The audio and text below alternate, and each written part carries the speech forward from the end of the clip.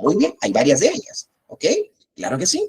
La terapia de aceptación y compromiso, la terapia dialéctica conductual de Marshall Linehan, que si bien es cierto, nace desde los estándares de la terapia cognitivo-conductual, pero está más cercana a las terapias de tercera generación o terapias contextuales. ¿Ok? La terapia de activación conductual, etcétera, etcétera. Las técnicas del mindfulness puras, bueno, qué sé yo.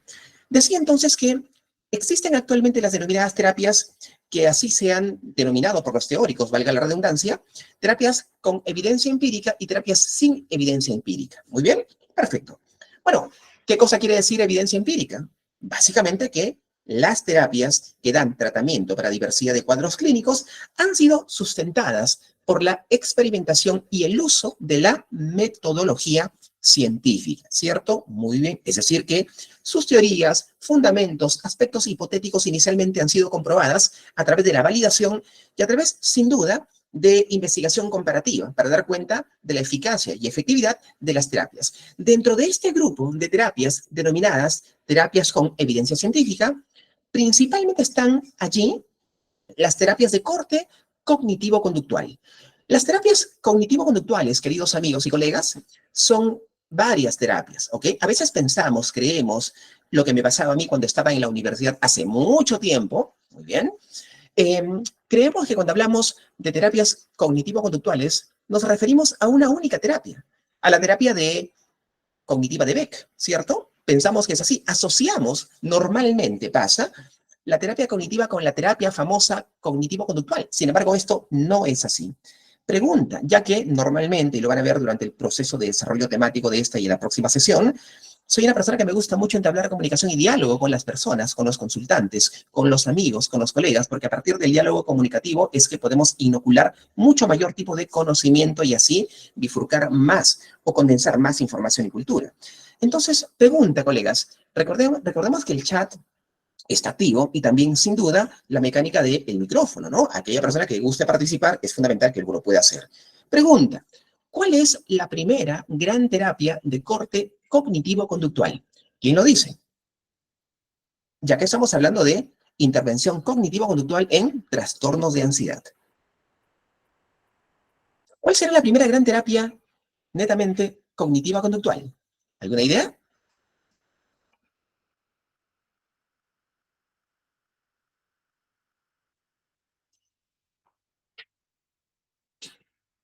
Bexy López nos comenta Albert Ellis. ¿Y qué terapia crea el doctor Albert Ellis?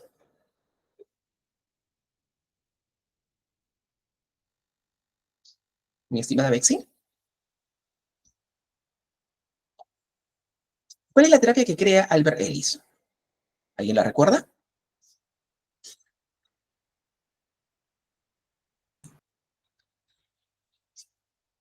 Es correcto lo que nos dice la doctora Bexy, es decir, es cierto, Albert Ellis fue el gran creador, en esencia, de la terapia de corte cognitivo-conductual. Así es. Pero Albert Ellis crea en el año de 1956, queridos colegas, una terapia fundamental, una terapia profunda e importante, la que personalmente yo considero una de las terapias cognitivas más profundas en la temática filosófica que se encierra. Y esa terapia del doctor Albert Ellis es la terapia actualmente conocida como terapia racional emotiva conductual o TREC, que inicialmente, amigos míos, esta terapia se llamó simplemente terapia racional, TR, terapia racional. En los años 80 se amplió la denominación y se le anexó la palabra emocional, ¿no? Terapia racional emotiva. Y en los años 90 es que se amplía la denominación a lo que hoy día conocemos como terapia racional emotiva conductual o TREC. Muy bien, perfecto. Esta es la primera gran terapia que nace desde los esbozos fundamentales de lo que es la terapia de corte cognitivo-conductual. Esta terapia es la que apertura el camino a la investigación y a la profundización temática epistemológica de lo que hoy sería la terapia cognitivo-conductual. Si bien es cierto, Beck crea esta terapia en el año 56, pero la da a conocer en 1958, cuando es invitado al Congreso Internacional de la Asociación Psicología Americana en Chicago, Estados Unidos, donde da cuenta de esta postura psicológica o terapéutica.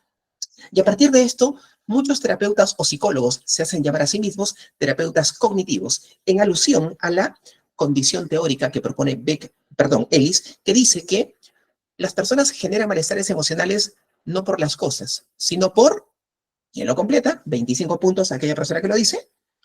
No generamos malestares emocionales por las cosas, sino ¿por qué?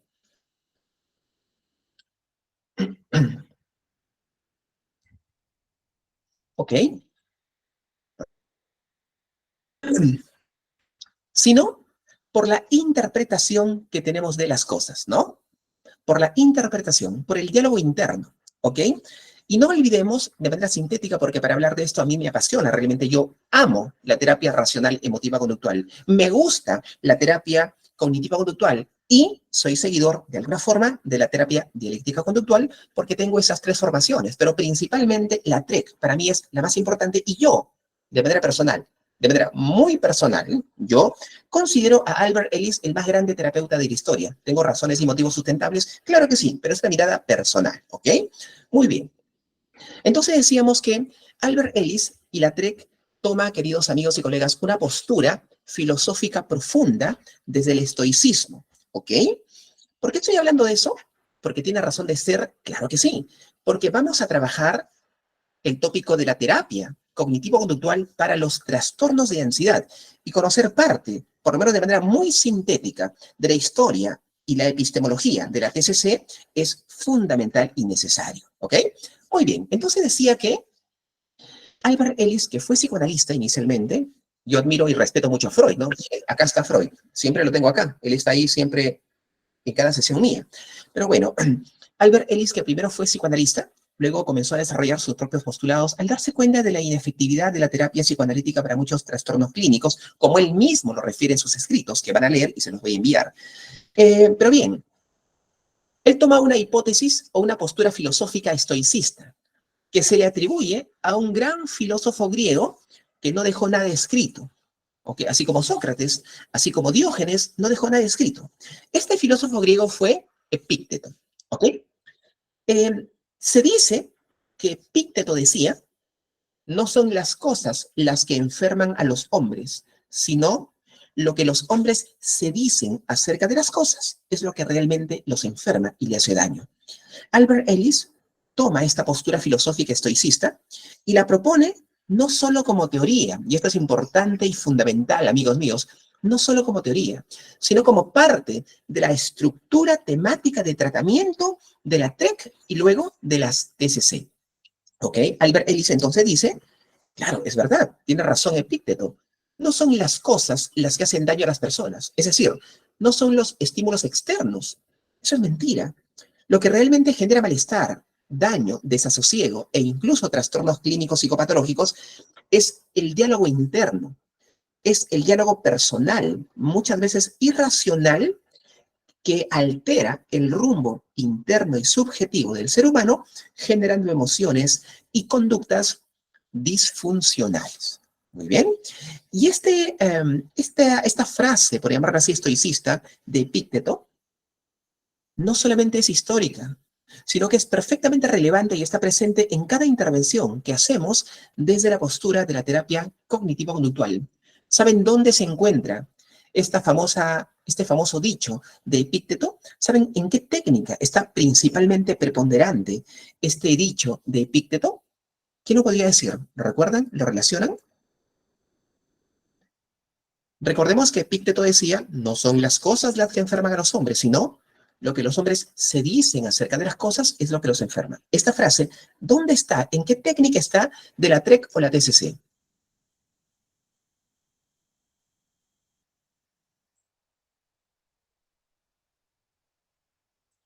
¿Bien?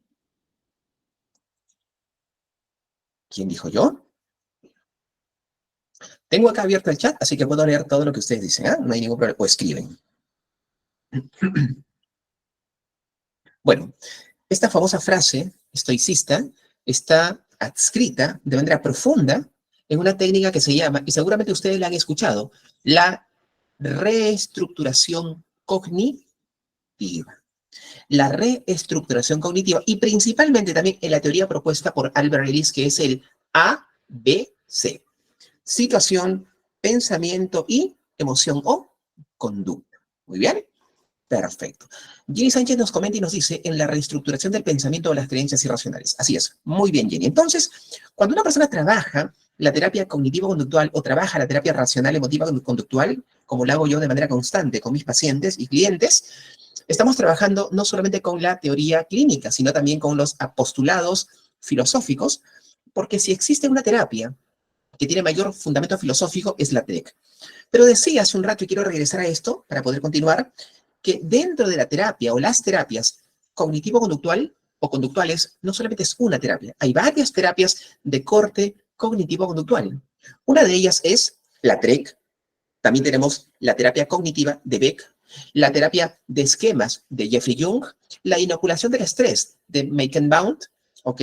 La técnica de la terapia de la resolución de problemas, que es toda una terapia teórica también, de Surilla, y también está entre las terapias cognitivas y las terapias contextuales la terapia dialéctica conductual de Marshall Linehan, que es parte también del proceso esquemático de la fórmula de tratamiento con una persona utilizando reestructuración de alguna forma, exposición y también contexto, ¿no? Porque es parte de las terapias contextuales también. Entonces, repito, dentro de las terapias cognitivas conductuales existen varias. Ahora, ¿cuál es el patrón fundamental que une las terapias cognitivo-conductuales? Es justamente lo que había comentado. No son las cosas, mi estimada Bexi, no son las cosas, mi estimado Juan Eduardo, sino son las interpretaciones personales las que llevan a una persona a generar malestar y crisis angustiante y evidentemente negativismo, ¿no? Luis Felipe, pero te olvidas del psicoanálisis. Claro que sí, yo siempre he dicho que respeto al psicoanálisis. Desde que yo era jovencito, hace muchos años en la universidad, cuando estaba estudiando el pregrado, imagínense, ¿no? Hace cuántos años, me gustaba el psicoanálisis, defendía a Freud. Me decían Freud, no es broma. De broma me decían ellos, mis amigos, Freud, ¿no? Pero se los digo de verdad, porque quería mucho el psicoanálisis. Es más, siempre cuento esta experiencia con una cuestión real, ¿no? Cuando terminé la universidad, yo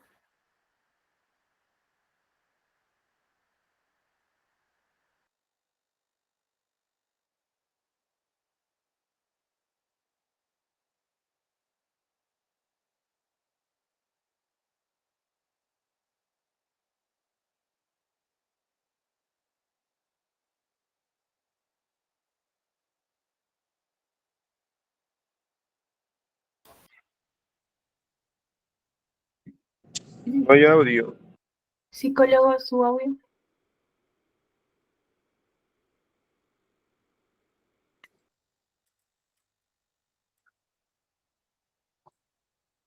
ok, creo que ya está. Muy bien. Lo que pasa es que está fallando, no sé por qué motivo este audio. Deben un segundito para poder repararlo, por favor, porque si no, no voy a poder seguir bien. Creo que se escucha ya, pero deben un segundito para ver el tema de la cámara, sí, porfa. Que ya se escucha.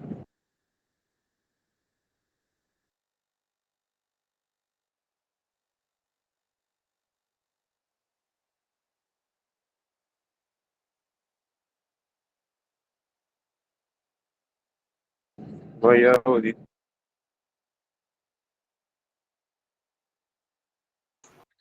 Ok, bueno, el audio ya está bien. Me parece que la cámara está un poquito fallando, pero no hay problema. Mientras se escuche la voz, creo que podemos seguir, ¿ok? Ya la cámara se podrá poco a poco reajustar. ¿Estamos, chicos? Así que por lo menos ya me conocen. Si no se activa la cámara, bueno, pero por lo menos la voz sigue. ¿Ok, colegas?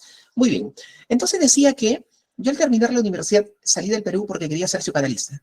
Estando formándome ya como psicoanalista, me di cuenta que no era básicamente lo que yo esperaba, no era lo que yo pretendía que era inicialmente el psicoanálisis, ¿no? Me di cuenta yo realmente que no era tan efectivo, pero respeto mucho el psicoanálisis y considero el psicoanálisis, colegas, como la primera gran corriente psicoterapéutica.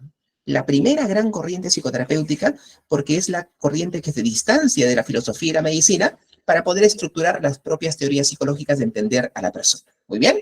Perfecto. Pero luego yo me decanté y estudié lo que es lo que dije hace un rato, ¿ya? Algo que yo amo y no tengo por qué negarlo. La terapia racional emotiva conductual, luego la terapia cognitivo conductual de Beck y, bueno, algunas otras estrategias, pero principalmente son las terapias cognitivas con las que yo trabajo y con las que yo sin duda desarrollo el plano de mi trabajo. Muy bien, perfecto. Quiero que me digan si es que ya se ve el tema de la pantalla, por favor. ¿Se ve la pantalla? ¿Me lo confirman?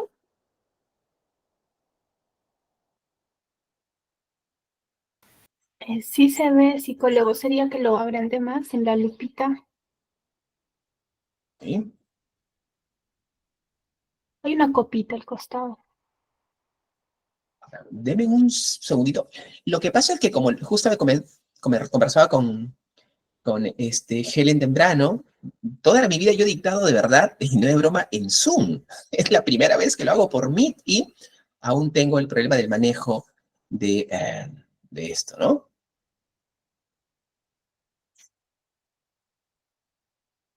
Creo que se ve pequeño, ¿no? ¿Me parece?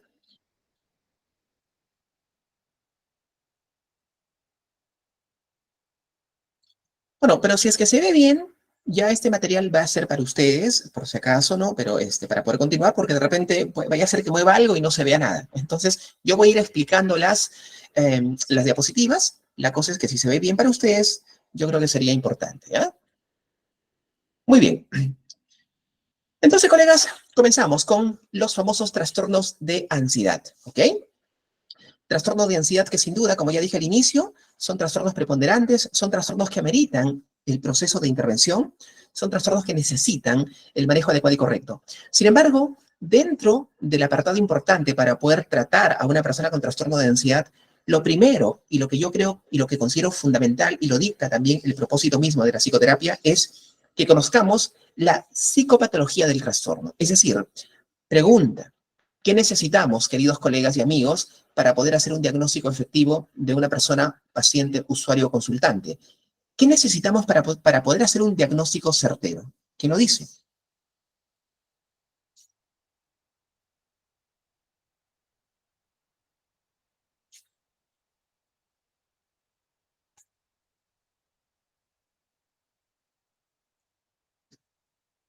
¿Qué se necesitará para evaluar a una persona?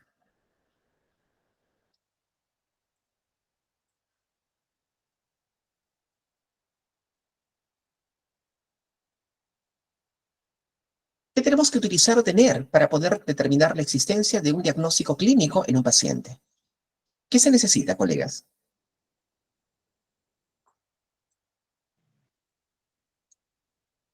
Muy bien. Por acá me comentan que ya tengo algunos comentarios en realidad, ¿no? Por ejemplo, Bexi dice técnicas, Careliar nos dice conocer las causas, ¿ok?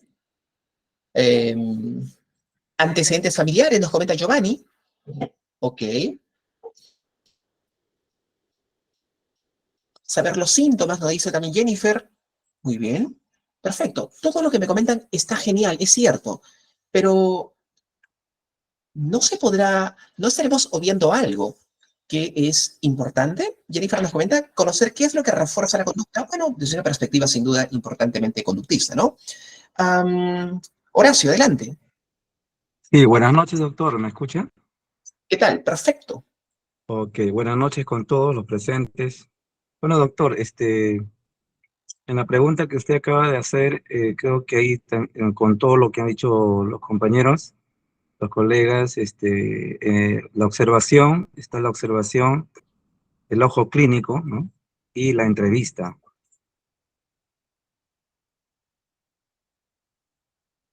Perfecto, genial, claro que sí. Es verdad. Hay una herramienta importante e insustituible, queridos colegas, dentro del escenario y tópico fundamental de la evaluación a una persona o paciente, que es justamente la entrevista clínica o clínica diagnóstica y el tema de la observación de conducta. Eso es algo que no puede obviarse, eso es algo que jamás tendría que dejarse pasar por alto o jamás debería hacerse pasar por alto, porque la única forma de poder hacer un diagnóstico certero es justamente utilizando la mecánica fundamental de la entrevista, que puede ser una entrevista libre, estructurada, semiestructurada, etcétera, pero es esto lo importante y lo fundamental, la entrevista. ¿Qué tan importante es la aplicación de test, por ejemplo, colegas, para el tema de un diagnóstico? ¿Qué piensan ustedes?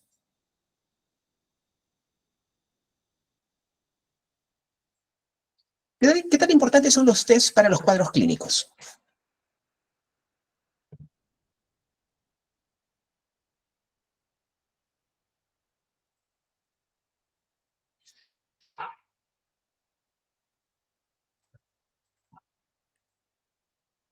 ¿Y solamente sirve para una ayuda diagnóstica? O sea, no es determinante en este caso.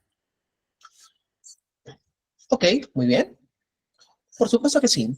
¿Los test son importantes? Sí, creo que son importantes, pero no son determinantes para ejercer un fruto diagnóstico, ¿ok?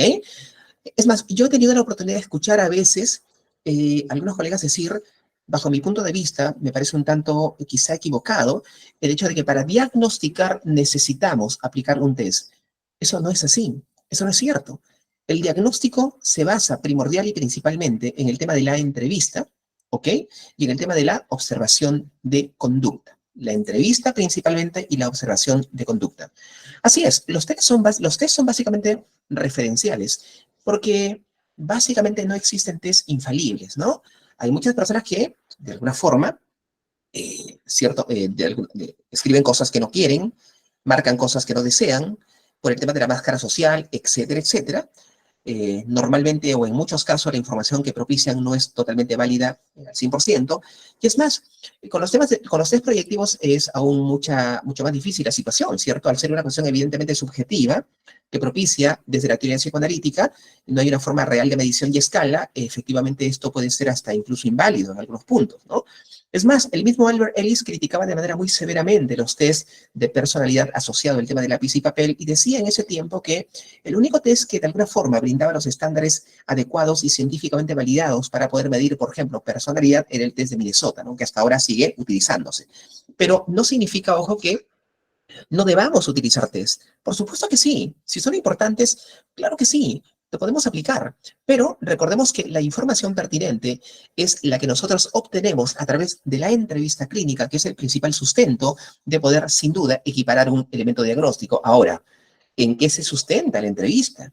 ¿En qué se sustenta el prospecto inferencial que tengo yo a la hora de poder conversar con una persona, cliente, usuario, consultante? No solamente es, bueno, me parece que es esto, me parece que es lo otro. No.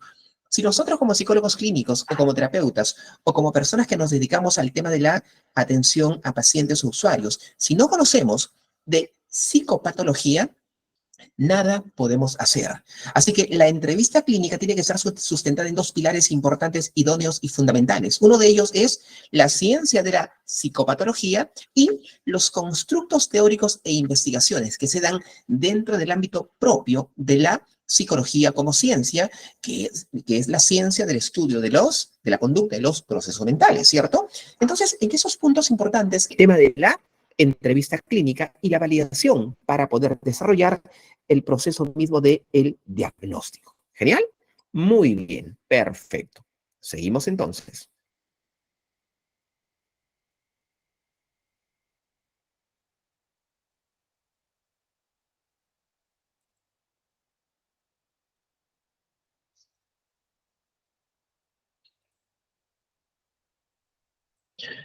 Muy bien.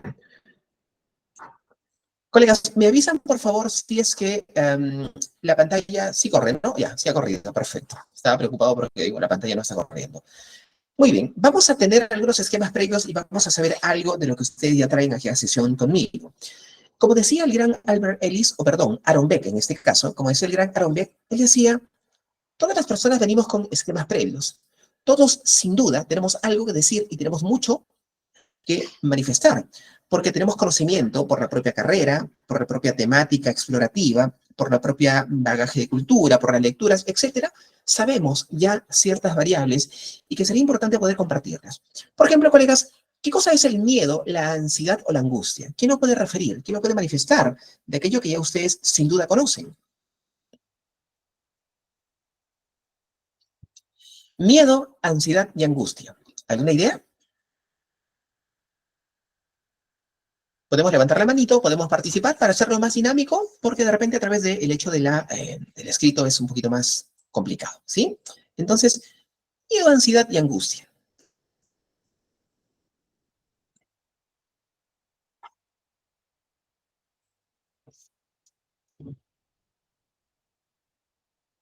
¿Qué podría ser?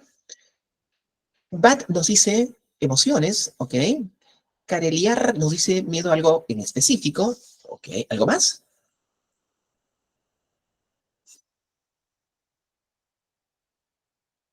Miedo, ansiedad y angustia. ¿Quién dijo yo?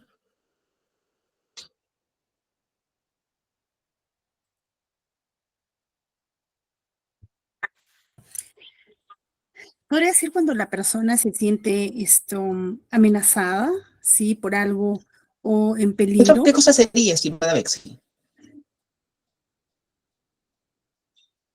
La angustia. Ok, Bexi entonces nos comenta que la angustia sería una emoción asociada al hecho de que uno podría estar en peligro, ¿ok? Y sentirse amenazado.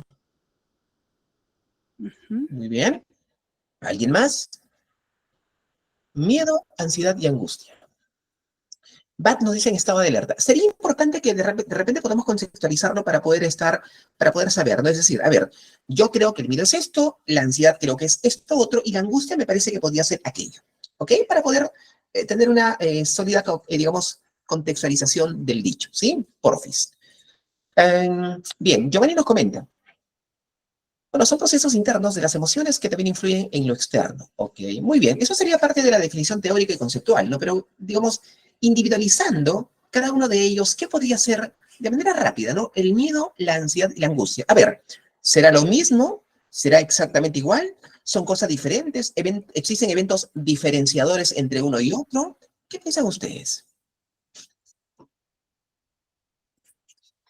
Por ejemplo, el miedo, esto vendría a ser, ¿no? Un sentimiento, ¿no? Que siente una persona, a raíz de una desconfianza Ok, que puede tener frente a algo, ¿no? muy bien. Ok, el miedo podría ser una emoción que nace de una desconfianza. Ya, genial. ¿Y las demás? Mm, mm. Y finalmente la angustia debería ser, ¿no? Todo lo que acarrea tanto el miedo y la ansiedad, ¿no? Como resultado ya del miedo y la ansiedad, una angustia, ¿no? Ok, muy bien. Ok, perfecto. Giovanni nos comenta que son diferentes. Macarena, dale a tu cuerpo alegría, Macarena, que tu cuerpo es muy bien, una canción muy bonita. Macarena nos dice, miedo es una emoción desagradable. ¿Ya? Jordan son reacciones y Careliar nos dice que la angustia es una preocupación como estar endeudado. Ok, muy bien. O sea, todos tenemos angustia, ¿no? De alguna forma. Muy bien. Cecilia Gutiérrez nos comenta, el miedo es un temor, la ansiedad ya se genera con síntomas físicos como taquicardia, ¿no? Y la angustia es un daño real. Ok. Pero Karina, los tres son sentimientos, ¿no? son O son emociones. emociones, son Son emociones o emociones. Muy bien. sentimientos, ¿no? Karina, mucha, adelante, por favor. Luego vamos con Horacio.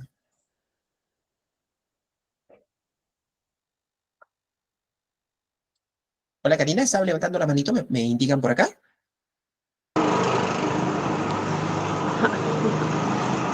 Aló, hola. Hola, ¿qué tal? ¿Cómo estás, Karina? Adelante, por favor. El miedo es una emoción, ¿no? Es una emoción natural que el cuerpo va a reaccionar ante una amenaza, ¿no? Donde hay algo que nos causa miedo, va a reaccionar nuestro organismo, nuestro cuerpo. La ansiedad ya viene a ser, también es Ujú. algo natural. Cuando ya cuando la ansiedad, para que tengas ansiedad hay una causa por la cual la persona tiene que ver ansiedad. Cuando ya pasa los límites, cuando ya no hay esa causa que hace que tenga ansiedad, se transforma se forma un trastorno ya, ¿no? Cuando Ok, no hay una causa específica. ya, perfecto. No te preocupes, está Algo muy así. bien, vamos bien. Gracias, estimada Karina. Genial. Y Horacio, adelante, por favor. Sí, doctor. Bueno, todo lo que han dicho los colegas es cierto, en parte tienen mucha razón. Sin embargo, yo creo que el miedo, la ansiedad, que son emociones, la angustia, de alguna otra manera, como lo acaba de decir ahorita mi colega, eh, esto es algo positivo, por decirlo así, en nosotros mismos, porque nos ayudan también bastante a reaccionar ante un peligro inminente, ¿no? Por ejemplo, si ahorita hubiera un temblor de 7.1, el que vive en el cuarto piso lo que va a sentir es miedo, una emoción del miedo, y el miedo va a hacer que conductualmente salga rápido, ¿no? Para que pueda salvar su vida. Y ahí viene la ansiedad, ¿no? La preocupación de qué, de que el edificio se pueda caer, ¿no? Y también ahí viene la angustia de querer salvar a sus hijos, a la familia, ¿no? Ujú. En realidad es eso, ¿no? Nos ayuda también tanto el miedo, la ansiedad y la angustia, nos ayuda mucho a nosotros a poder reaccionar de una forma muy positiva para poder salvar nuestras vidas. Eso quería comentar, doctor. Ok, perfecto, Horacio, genial. Bueno, fíjense, dentro de lo que significa, bueno, los apartados teóricos de las emociones, existen muchas teorías, fundamentos, hipótesis referente al plano emocional, ¿no? Y hay diferencias entre una y otra. Sin embargo, digamos que el miedo, la ansiedad y la angustia parten de una raíz básicamente común, sin duda, tanto neurofisiológica y también emotiva, cognitiva. Sin embargo, en términos sencillos podemos decir, colegas, que el miedo es una respuesta natural del cuerpo y una emoción básica que todos los seres humanos la tenemos, cosa que está probada por las investigaciones del doctor Paul Ekman en 1993, ¿no? Sobre las emociones básicas, siendo el miedo una emoción básica que todos los seres humanos la tenemos, pero el miedo, colegas, nace como respuesta a una acción presente, a un miedo real, a un miedo que podría darse, ¿no? Por ejemplo, supongamos que en este momento ustedes están concentrados escuchando esta sesión, esta ponencia, todos juntos estamos trabajando, y de repente su puerta se abre e ingresa un león enorme con las fauces abiertas y los ve a ustedes como presa y quiere comerlos. ¿Qué sentirían en ese momento? El león ingresó a su cuarto, el león ingresó a su estudio, está ahí con ustedes, al lado suyo está ahorita el león. ¿Qué sienten? ¿Qué sentirían?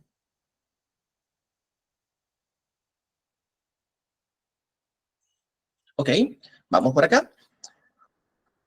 Divac nos dice miedo, Macarena también miedo y Cecilia Gutiérrez nos dice miedo. Perfecto, muy bien. Jenny también tendría miedo. Genial. Claro que sí, porque el miedo es una emoción que nos orienta a la acción, ¿cierto? Y nos da unas tres típicas respuestas de lucha, paralización o huida, ¿cierto? Muy bien, perfecto. Entonces, eso es el miedo, ¿ok? Muy bien. Lucha, paralización o huida. Ok, pero por ejemplo, ¿qué pasaría, colegas, si es que en este momento su puerta se abre intempestivamente de su cuarto, de su estudio, en la que ustedes estén viendo ahorita la sesión, pero no entra ningún león, no hay ningún león. Pero ustedes piensan que puede entrar un león, pero no está. El león no está. No, pero yo creo que va a entrar el león en cualquier momento. Y comienzo a sentir la misma reacción de malestar sintomático. Pregunta, ¿qué será eso?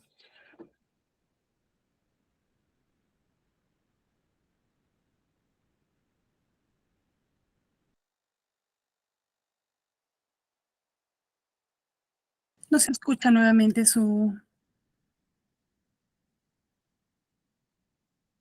Ok, ¿ahora sí? Ahora sí. Perfecto. Entonces, este otro ejemplo que había dado, ¿qué cosa será? La puerta se abre, pero no hay ningún león. Pero yo creo que puede entrar en cualquier momento un león, un pinche león. Y tengo mucha sensación de malestar. ¿Qué piensan ustedes que puede ser eso?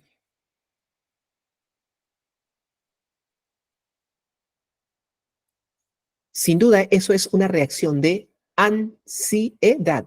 O en English, anxiety, ¿no? Es ansiedad, claro que sí. Es una respuesta que se orienta al futuro. Pero ¿qué pasaría si es que ustedes se van a la casa de una vecina, se van a la casa de un amigo, se van dentro de 3 o 4 meses a la casa de una persona X y de repente la puerta se abre constantemente, porque las puertas de las casas tienen que abrirse, y están con la sensación de que podría aparecer un león? Y a pesar de eso, y encima de eso, tienen opresión torácica y malestar acá en el centro del pecho. ¿Eso qué será? Angustia, ¿no? Muy bien, eso ya es una angustia. Entonces, colegas, fíjense, en síntesis, para tenerlos claro, la emoción, o perdón, el miedo es una emoción básica, porque como respuesta a una situación real. Es eso el miedo. Y da tres respuestas. El hecho de enfrentarme al peligro, huir del peligro o paralizarme. La ansiedad es una emoción, pero es una emoción que se orienta al futuro, a lo que puede venir, a lo que puede pasar, a lo que podría ocurrir. Y la angustia, como dicen muchos teóricos como David Barlott, la angustia también es una emoción que se orienta al futuro, pero tiene como consecuencia, como característica dos cosas: la incertidumbre profunda y totalmente maxificada, más que la propia ansiedad, con una alta tasa de malestar sintomático, preferentemente sentida en el pecho como opresión. Muy bien. En muchos casos, teóricamente, tanto la ansiedad como la angustia son parecidas, porque muchos autores dicen que la ansiedad también se orienta al futuro. La diferencia estaría en que la angustia tendría mayor carga sintomática y condición de malestar asociada a la parte torácica o el pecho. Muy bien, porque la angustia deriva de una palabra en latina, ¿no? Angust, que es angosto, se estrecha, se angostia, se hace angosto el pecho. ¿Muy bien, colegas? Así que, en resumen, y de manera muy rápida y sencilla, eso sería el tema de la diferenciación. ¿Cuáles son, colegas, los trastornos de ansiedad que ustedes conocen?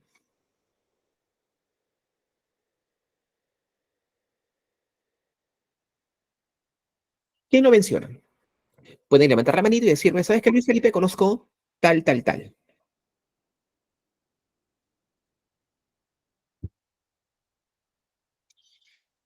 Veamos por aquí, in the chat. Ok. Bien, Jordan nos comenta generalizada, lo mismo que Karina, el TAG. Angeli nos dice el trastorno de pánico.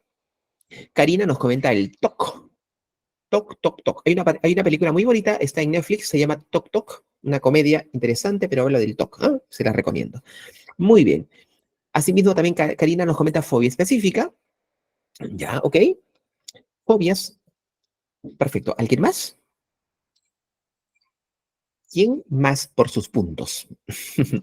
Ok, Jenny nos dice generalizada, social, agorafobia y ansiedad por enfermedad. Ok, muy bien. Colegas, en realidad, fíjense ustedes, no sé si les ha pasado que a veces lo que a mí me pasa con frecuencia, ¿no? Cosa que le voy a comentar luego que Horacio bueno, participe. Mi querido Horacio Sedano, adelante, por favor. Sí, doctor. Bueno, quería agregar nomás sobre los tipos de trastorno, el mutismo selectivo. Muy bien, claro que sí. Muy bien, Horacio, genial. Fíjense, colegas, a veces me pasa con frecuencia que derivan a mi consulta algunos colegas psicólogos y también principalmente algunos psiquiatras para poder tratar a los pacientes y dicen, por favor, amigo, colega, etcétera, trate a este paciente con terapia porque presenta ansiedad como diagnóstico. Y yo me pregunto, ¿pero qué cosa es la ansiedad? Cuando me dicen tiene ansiedad una persona, básicamente no me dice nada. ¿Por qué? Porque la ansiedad también es una emoción normal. Cuando no se convierte en una cuestión patológica, es normal, ¿cierto? ¿Qué es ansiedad? Me pregunto yo. Si es que una persona va a terapia es porque tiene un trastorno de ansiedad. Pero que me diga, tiene ansiedad, no me dice absolutamente nada. Y es eso lo que yo siempre les recalco en sesiones como esta de ponencias, a mis estudiantes de la universidad, siempre les digo, ¿no? Hay que especificar y hay que conocer justamente a través de psicopatología qué tipo de ansiedad es esto, ¿no? O esta. La ansiedad actualmente como trastorno y fenómeno psicopatológico tiene diversidad de subtipos, siendo las principales o las que están aglomeradas en la ansiedad, la fobia social, la fobia específica, el trastorno de pánico, el mutismo selectivo, la ansiedad por separación, ¿no? La ansiedad por separación, la agorafobia, el trastorno de pánico y el TAG, que creo ya lo mencioné, ¿no? Ya lo mencioné, el trastorno de ansiedad generalizada. Colegas, el TOC ya no es parte de los grupos de ansiedad, ¿ok? El DSM-5, en su versión quinta del año 2013, eliminó al TOC y también eliminó al trastorno de estrés postraumático de los grupos de ansiedad y lo coloca en otro apartado, en su propio apartado nomenclar. El TOC está dentro del grupo de los trastornos obsesivos y relacionados y el trastorno de estrés postraumático está en el grupo de trastornos por estrés y traumas, ¿ok? Donde comparte ese grupo con otros trastornos, como el trastorno de apego reactivo, como el trastorno de estrés agudo, lo mismo que el TOC. El TOC está en un grupo donde aparte del TOC están el trastorno por acumulación, el trastorno de onicofagia, ¿ok? El trastorno de exfoliación, el trastorno dismórfico corporal, etcétera, etcétera. Pero ya no son más los parte del trastorno de ansiedad, ¿ok, colegas? Y por ahí también leí el trastorno de ansiedad por enfermedad, lo dice Yani. Bueno, el trastorno de ansiedad por enfermedad, mi querida Yani, si bien es cierto, presenta mucha sintomatología ansiosa, pero no es parte del grupo de los trastornos de ansiedad. El trastorno de ansiedad por enfermedad, que antiguamente se llamaba trastorno de hipocondría, está dentro del grupo de los trastornos denominados trastornos de síntomas somáticos. Muy bien. La psicopatología es apasionante. A mí me apasiona la psicopatología. Siempre me ha gustado desde que estaba en la universidad. Es por eso que he propuesto al instituto hacer el módulo, o en todo caso, hacer el diplomado de psicopatología y cuadros clínicos. Quienes quieran estar ahí, manito arriba ahí, seguimos. Muy bien. Ok. Tantaleán nos comenta levantando la manito. Adelante, por favor.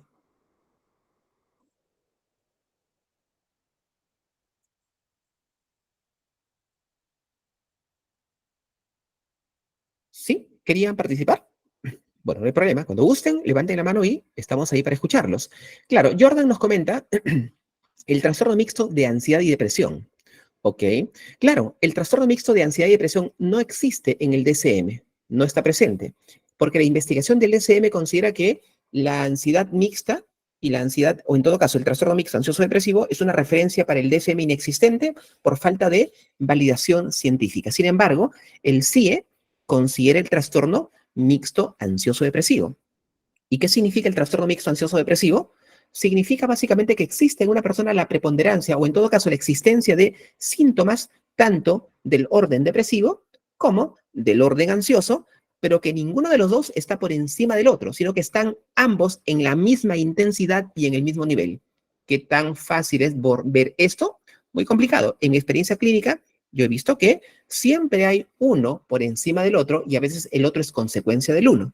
Sin embargo, el CIE lo considera y es respetable. ¿Ok? Muy bien. Continuamos. Ok. Vamos con esto rápidamente y luego seguimos. Bien. Entonces, colegas, decía que para poder hacer un diagnóstico efectivo y certero de los trastornos de ansiedad, es fundamental que podamos conocer básicamente de qué se trata. Es importante saber Buenas exactamente. noches, psicólogo Luis. Hola. Sí, buenas noches, psicóloga Luis. Por favor, si pudiera dar en el librito un zoom para poder visualizar las PPTs, por favor. A ver, un segundito, por En la favor. manito inferior de abajo hay un librito de la Ya. copia del costado. Ay, perdón. No, o sea, es decir, ¿no se ven en ese momento las diapositivas? Sí, sí se puede visualizar, sino de una Sí. manera ¿Muy minuciosa de pequeño? repente. Ajá. Ok. Si podemos dar al costado a la mano derecha, por favor, ahí está hay un librito. Hay un libro, me dice usted. Mire, la verdad que me va a disculpar Y muchísimo, pero por ahí. yo no veo ese libro. ¿Se Por donde refiere? están notas, donde dice notas, al costado, por favor, la mano izquierda. En la parte inferior. Ah, exacto.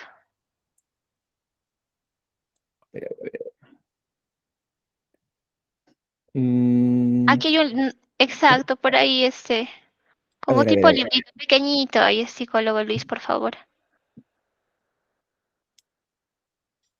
De verdad que van a pensar, oye, Luis Está, Felipe se pasó, pero no.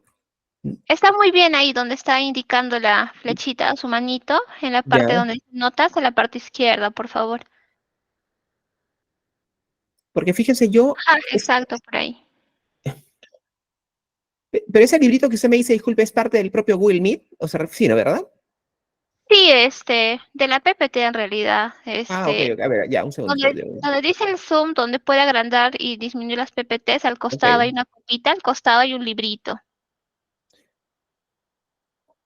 Ya, genial, ya lo podemos visualizar, psicólogo Luis, ok. muchas gracias. Yo lo estaba buscando en el propio Ok, Google. Ya, listo, no se ya, preocupen. Entonces, ok. continuamos. Entonces, colegas, decía, para poder avanzar, disculpen ustedes de repente esos minutos de retraso, porque como les decía, con toda honestidad, yo no soy muy hábil para las tecnologías. Solamente he aprendido a dominar el Zoom, sinceramente, y para mí es nuevo el Google Meet. Y las veces que he estado en el Google Meet, simplemente, bueno, me han invitado, pero nunca lo he manejado, ¿no? Así que disculpen por eso. Pero bueno, entonces continuamos y seguimos. Decía que para poder diagnosticar o para poder efectivamente hacer, colegas, un trámite efectivo de diagnóstico y conocer a una persona que presenta un trastorno clínico de ansiedad en cualquiera de sus formas o subtipos, es fundamental que conozcamos exactamente de qué se trata la ansiedad. Sepamos realmente cuándo una persona tiene o no tiene ansiedad, porque a partir de esta es la única forma de hacer un diagnóstico certero. Decía que, si bien es cierto, podemos aplicar algunas pruebas ¿sí? Podemos aplicar algunos formatos evaluativos, por supuesto, pero nada reemplaza al tema de la entrevista y sobre todo darnos cuenta si es que existe o no manifestación sintomática en la persona y congruencia ideoafectiva en la condición de malestar de esta persona, ¿cierto? Y la única forma de poder saber esto, amigos míos, es entendiendo realmente qué cosa es la ansiedad, cuáles son esas características, en este caso sintomáticas, y principalmente cuál es el diagnóstico general o el concepto general de ansiedad, para a partir de este comenzar a trabajar un trámite más profundo en los procesos internos de una persona y dar los elementos de acción terapéutica necesarias para poder corregir síntomas y malestares. Así que es importante entender que los trastornos de ansiedad, como lo había comentado antes, amigos míos, constituyen una de las familias más amplias que podemos encontrar en los manuales y también en las familias diagnósticas más usadas en el entorno clínico, junto con los denominados trastornos del estado de ánimo. Es decir, dije al inicio que, según la OMS, la depresión es uno de los trastornos clínicos más preponderantes de existencia actualmente. Sin embargo, la ansiedad es realmente la que se constituye, a mi juicio, y a la luz de los acontecimientos y sin duda de las estadísticas, por lo menos en todo caso el segundo cuadro clínico más prevalente en existencia en cuanto al tema de diagnóstico. Muy bien. Y asimismo, la ansiedad está presente, colegas, en muchos otros cuadros. Se puede presentar de manera pura como diagnóstico principal, pero también se presenta de manera importante a través de la comorbilidad con otros elementos clínicos diagnósticos. Se presenta con los trastornos de la personalidad, se presenta con los trastornos de cuadros somáticos, se presenta con los trastornos asociados a obsesión, con traumas, e incluso está presente en los trastornos de orden psicótico. Entonces, la ansiedad está presente en muchos otros elementos clínicos sintomáticos. Un dato importante, colegas, a saber es que por sexo, las mujeres duplican a los hombres en todas las categorías diagnósticas de trastornos de ansiedad, excepto en la fobia social, donde las cifras son similares, ¿no? Según la investigación, las mujeres representan el mayor número y grupo de cuadros diagnósticos con trastornos de ansiedad. Es decir, en todos los tipos de ansiedad, son las mujeres las que tienen mayor preponderancia diagnóstica de estos cuadros. Solamente en el tema de la ansiedad social o fobia social, como se conoce también, es que tanto hombres como mujeres comparten básicamente el mismo nivel de diagnóstico, ¿no? El mismo número y cantidad es similar en el diagnóstico de fobia social. Se calcula que entre un 30 y 40% de pacientes que acuden a atención primaria en nuestro Sistema Nacional de Salud, aquí el MINSA, están aquejados por algún trastorno de ansiedad, ¿ok? Entonces, el 30 o el 40%, fíjense, de las personas que van a consulta, son personas o pacientes que presentan, ¿qué cosa? Un trastorno de ansiedad. Es importante entender también que la ansiedad, amigos míos, es una condición común, pero multifacética. Entendamos esto. La ansiedad es ubicua a la condición humana. ¿Qué significa esto? Que la ansiedad siempre ha existido, siempre ha estado presente, desde los albores propios de la humanidad, desde los homínidos, que son nuestros antepasados cercanos, ha estado presente el tema de la ansiedad. Recordemos que en esos digamos así, hace miles de años de evolución, la idea era comer o ser comido, huir, escapar o enfrentarse. Es decir, la ansiedad, que es un sistema de alarma maravilloso que tenemos los seres humanos, a través del sistema límbico, cerebral, etcétera, siempre ha estado con nosotros. Solo cuando ésta se trastoca es que ocurren los denominados trastornos de ansiedad.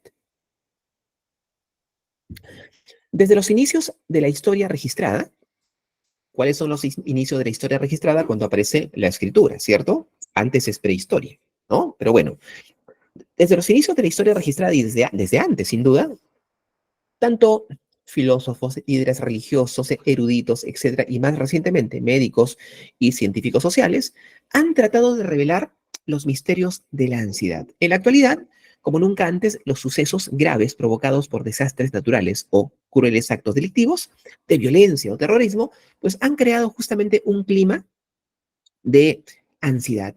Fíjense ustedes, hace poco hemos pasado por algo importante, por un evento mundial bastante desagradable que generó mella en muchas personas sobre el tema de salud mental. ¿Estamos hablando de qué? Estamos hablando de la famosa pandemia de la COVID-19, ¿cierto? La pandemia agudizó temores, malestares, ansiedades, agudizó sintomatología obsesiva de muchas personas. Algunas personas que tenían rasgos obsesivos compulsivos asociados al tema de limpieza, cuando ocurrió el tema de la pandemia, esto se multiplicó, maxificó y generó trastornos asociados a la obsesión y compulsión por limpieza y pulcridad. Yo he atendido durante la pandemia muchos casos con este tipo de sintomatología. Y la situación social, la convulsión, etcétera, etcétera, genera el incremento propio de la ansiedad. Muchos científicos sociales dicen que estamos viviendo en una sociedad postcontemporánea patologizada por la situación de crisis, por los cambios climáticos, por la contaminación, por la situación asociada al tema de la barbarie delincuencial, etcétera. Vivimos en un mundo de inseguridad, lo cual contribuye o atisba al malestar sintomático de ansiedad y luego podría propiciar esto un famosísimo trastorno de ansiedad, ¿ok? Muy bien. Ansiedad y miedo. Más o menos lo hemos comentado a la hora de poder iniciar esta sesión, esta jornada, pero es importante entender esta perspectiva bajo elementos conceptuales, porque a partir de esto nosotros podemos sacar conclusiones y sin duda conocimiento para poder entender la situación que puede ocurrir en un ser humano, hacer una diferenciación y a partir de esto, de pronto dar un tratamiento focalizado en algún tipo de sintomatología. La psicología relativa a la emoción es rica en perspectivas diversas e incluso opuestas entre sí, ¿no? Siempre he manifestado, amigos míos, que la psicología es una ciencia, pero una ciencia inconsensuada.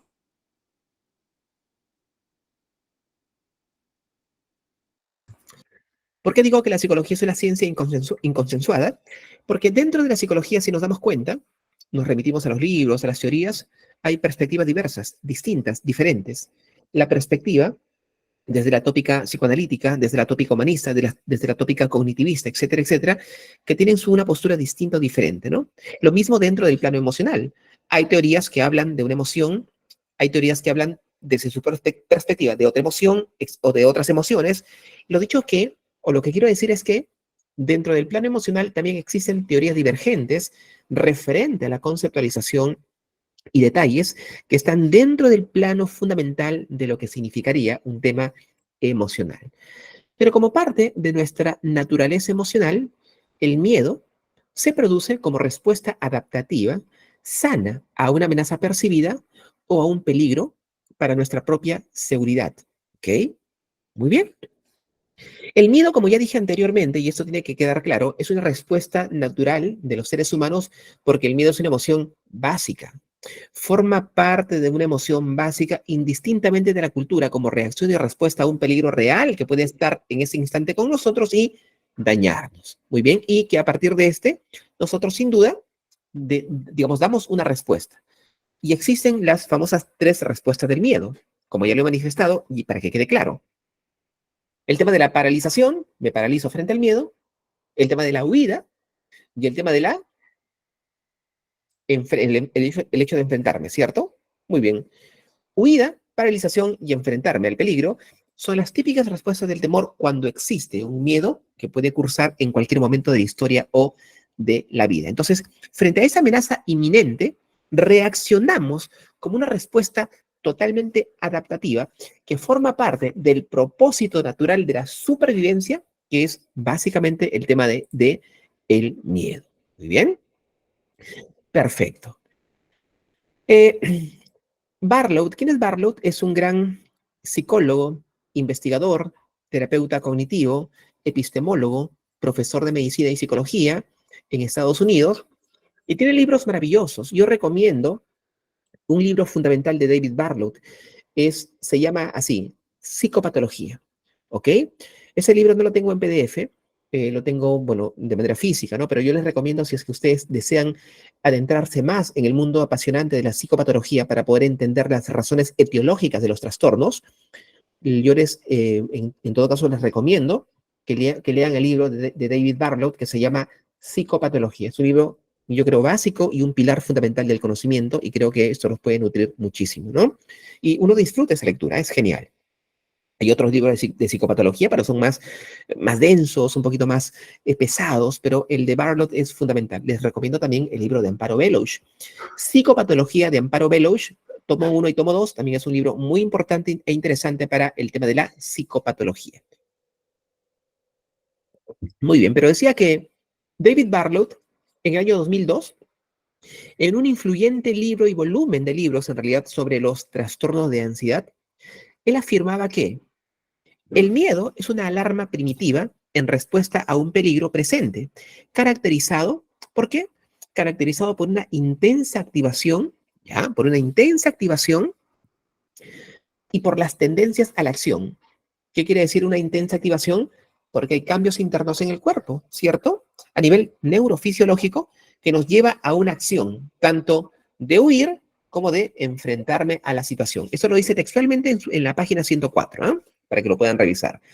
Ahora, si es que eso es el miedo, ¿qué es la ansiedad? Según este importante autor, David Barlott. Él dice, la ansiedad, por el contrario, se definía como una emoción, pero una emoción orientada hacia el futuro, caracterizada por las percepciones de incontrolabilidad e impredecibilidad con respecto a sucesos potencialmente aversivos y con un cambio rápido en la atención hacia el foco de acontecimientos potencialmente peligrosos o hacia la propia respuesta afectiva ante tales sucesos. Dice Barlott entonces que mientras el miedo es una emoción porque yo estoy viendo o observando un objeto real que me puede hacer daño, me puede lastimar, la ansiedad es una emoción de miedo, pero que se orienta al futuro. Ah, me podría lastimar, me podría pasar esto, me podría pasar lo otro. Dice también Barlott que la ansiedad es definida como un miedo al porvenir, a lo que puede venir o a lo que puede pasar. ¿Ok? Entonces, ¿quedó claro esta diferenciación? Si es así, manito arriba y sigamos. Si no, les pido por favor que me lo digan porque tiene que quedar claro, ya que tenemos que salir de acá como expertos en el tema de la ansiedad. Muy bien, genial. Entonces, continuamos. Perfecto, chicos. Gracias. Ok, pero ¿qué cosa es lo normal y qué cosa es lo anormal, por llamarlo así? Es más, ¿existe la normalidad y existe la anormalidad? En términos psicológicos podemos decir que la normalidad es una cuestión más que nada subjetiva, ¿cierto? Es subjetiva. ¿Qué cosa es lo normal? ¿Yo soy normal? ¿Horacio Sedano será normal? ¿Pexi será normal? ¿Helen Gutiérrez será normal? No lo sé. Por ejemplo, yo seré normal con esta chaqueta verde limón que estoy acá, que de repente no se nota bien porque la luz... No, más que la luz, estoy utilizando la cámara propia de la computadora porque la cámara HD se me ha malogrado ahorita, como se dan cuenta. No sé si eso sea normal, pero para mí lo es. De repente para ustedes, ¿no? Yo para hacer mis consultas utilizo chaquetas verde limón, chaquetas rosadas, chaquetas lilas, chaquetas blancas. La bronca no es mía, yo no tengo conflicto con los colores. No sé si algunas otras personas sí. Entonces, lo que es normal para uno no puede ser normal para otro, ¿cierto? Pero en muchos casos, de manera general, la normalidad, colegas, está definida ¿por qué? Por el plano de la cultura, ¿cierto? Es la cultura la que define o pone los parámetros de la norma, porque la normalidad es una norma, es decir, es un convencionalismo social, ¿ok? Entonces, cuando uno sale de esas normas, es que ya no es normal, ¿cierto? Hay parámetros para poder definir tal vez la normalidad de alguna forma. Primero, el convencionalismo social o las normas sociales o culturales, la estadística y también la propia psicopatología, ¿cierto? Cuando salimos de los planos de la normalidad como estándar cultural y tenemos conductas anormales o distintas a los demás, es que, podría haber algún tipo de psicopatología. Pregunta, 125 puntos para aquella persona que lo responde en este momento. Quizá no es necesariamente de ansiedad, pero al ser esto un curso general que en esta parte de psicopatología, pues es bueno aprender de todo, ¿cierto? Y espero que me acompañen cuando hagamos el curso de psicopatología pura. Pregunta, ¿cuál es ese trastorno de personalidad que es el único trastorno que está definido en función de ir contra la norma social? ¿Quién lo dice? Facilito. Horacio, adelante. Sí, doctor, bueno, el antisocial, ¿no? El antisocial. Muy bien, perfecto. 125 puntos para mi querido Horacio y también para Bat. Eh, Vale, sí. y también para Bexi, que lo iba a decir. Muy bien, para Bexi solamente 25 puntos, pero bueno, ya es para ella, ¿no?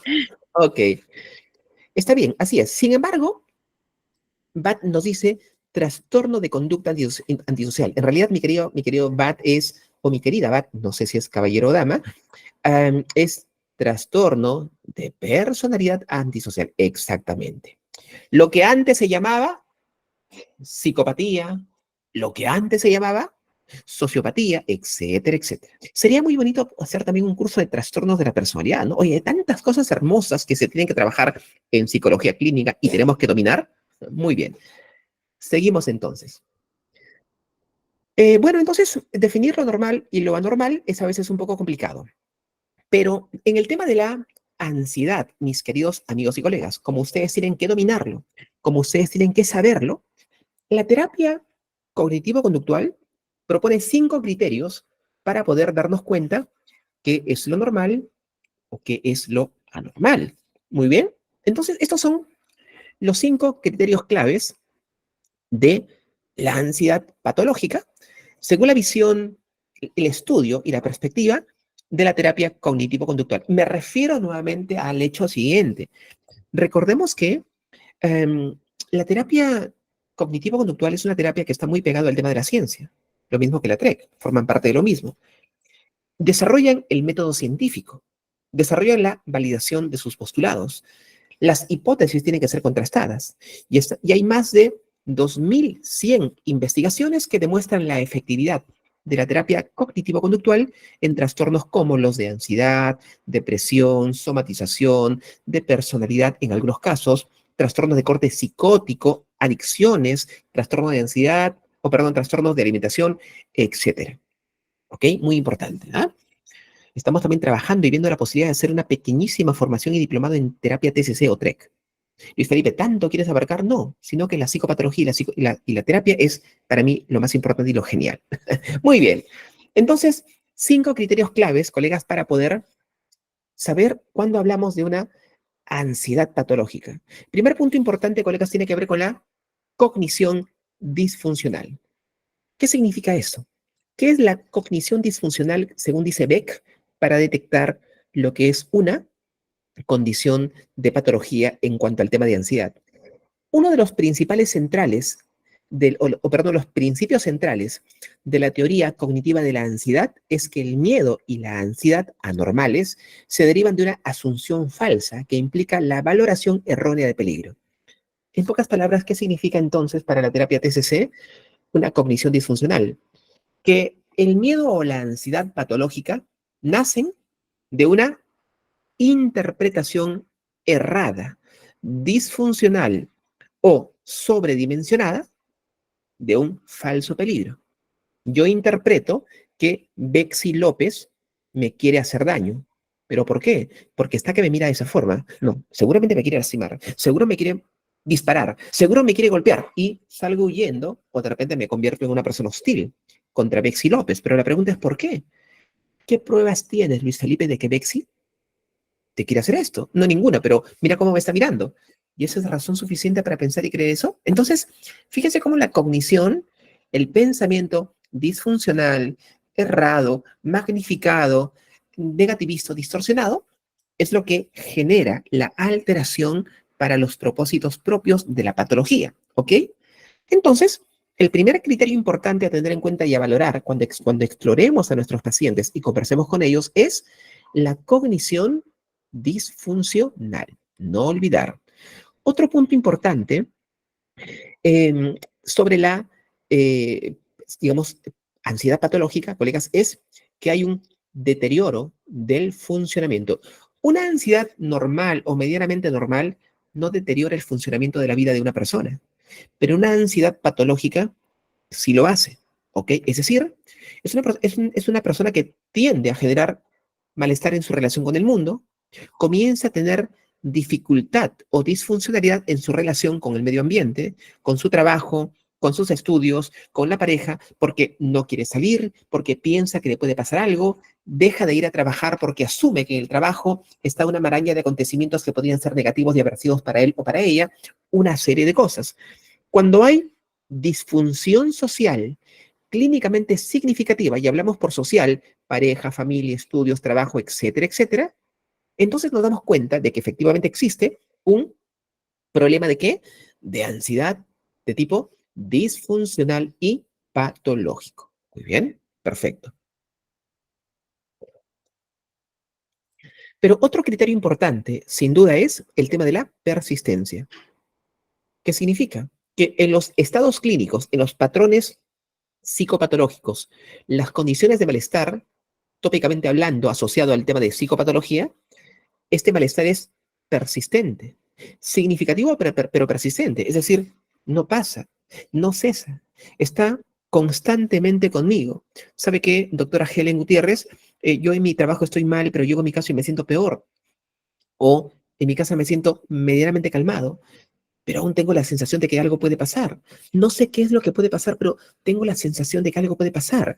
De que me puedo alocar, de que me puedo morir, de que puedo tener un ataque cardíaco, o de que si salgo a la calle algo podría ocurrir o pasarme a mí o a mi familia, etcétera, etcétera. Entonces, es una cuestión clave y fundamental analizar y ver el tema de la persistencia en cuanto a la sintomatología de como criterio de un problema de ansiedad patológica. Muy bien, entonces no olvidar cognición disfuncional, deterioro del funcionamiento y persistencia. Elementos importantes y fundamentales para poder entender el tema de la psicopatología de un problema de ansiedad. Pero existen otros puntos importantes o dos puntos importantes más también a tenerlos en cuenta. Las famosas falsas alarmas. Y esto tiene que ver con el primer criterio. ¿Recuerdan cuál era el primer criterio? Claro que sí. La cognición disfuncional, ¿cierto? Muy bien. Entonces, ¿qué cosa significan las falsas alarmas? Vamos a leer y luego explicamos. En los trastornos de ansiedad, a menudo se observan las falsas alarmas, ¿no? Que el gran David Barlow define como miedo o pánico visible, que ocurre en ausencia de un estímulo amenazante aprendido o no aprendido. Es decir, las falsas alarmas son las malas interpretaciones, cognitivamente hablando, que yo hago de ciertas, por llamarlo así, situaciones o síntomas totalmente normales o naturales, pero que yo las sobredimensiono. Un típico ejemplo de eso es, por ejemplo, en las personas que sufren ataque de pánico, ¿no? Es decir, ¿qué cosa es lo que ocurre? Yo tengo una alarma. ¿Cuál es la alarma? La alarma, que mi corazón de repente está acelerado. Bueno, eso es totalmente normal. A veces hay cambio de temperaturas y eso genera una agitación cardíaca, pero esa alarma yo lo tomo a través de mi interpretación negativa de que puede ser algo grave y que puede generar incluso una situación fatal para mí. Y esas falsas alarmas destapan toda la sintomatología del proceso ansioso, constituyendo en la aparición sintomática de un cuadro de malestar prototípico, como por ejemplo el trastorno de pánico. Y en el quinto criterio es el criterio de la hipersensibilidad a los estímulos, ¿ok? Y esto tiene que ver también con lo anterior, con las falsas alarmas. Es decir, el corazón se agita, yo lo interpreto de manera negativa, pero a partir de eso yo me pongo hipersensible. Soy totalmente sensible a las condiciones físicas o medioambientales que yo creo, por interpretación, pueden ser negativas y aversivas para mí, y por ese motivo se hace el destape total y general del malestar sintomático de la persona, ¿no? Entonces, esos son, colegas, los 5 criterios importantes y básicos que tenemos que tener en cuenta para poder atender o entender y comprender cuando podemos estar hablando de un trastorno de ansiedad. Cognición disfuncional, persistencia, ¿no? Deterioro significativo, falsas alarmas e hipersensibilidad a los estímulos. ¿Ok? Muy bien. Continue, please. Horacio. Sí, doctor. La pregunta es, ¿qué pasa si solamente se cumplen los 2 o 3 criterios? Ok, si solamente se cumplen los 2 o 3 criterios y no todos los criterios que propone la terapia cognitiva, estamos hablando de una mini crisis ansiosa. que el tratamiento sistemático y consistente, mi querido Horacio, es exactamente el mismo. Pero estos criterios que da, mi querido Horacio y colegas, la terapia cognitivo-conductual, están supeditados a la propia sintomatología de cada uno de los trastornos de ansiedad, ¿ok? Estos son criterios generales para poder entender la ansiedad como tal, pero recordemos que cada trastorno ansioso tiene también su propia sintomatología, que sin duda estos criterios están dentro de cada uno de los trastornos que vamos a evidenciar y vamos a ver. Pero si es que, repito, no se cumplen los 5, sino solamente son 2 o 3, hablamos de una mini crisis ansiosa que merece el mismo recorrido de tratamiento para eliminarla. ¿Ok?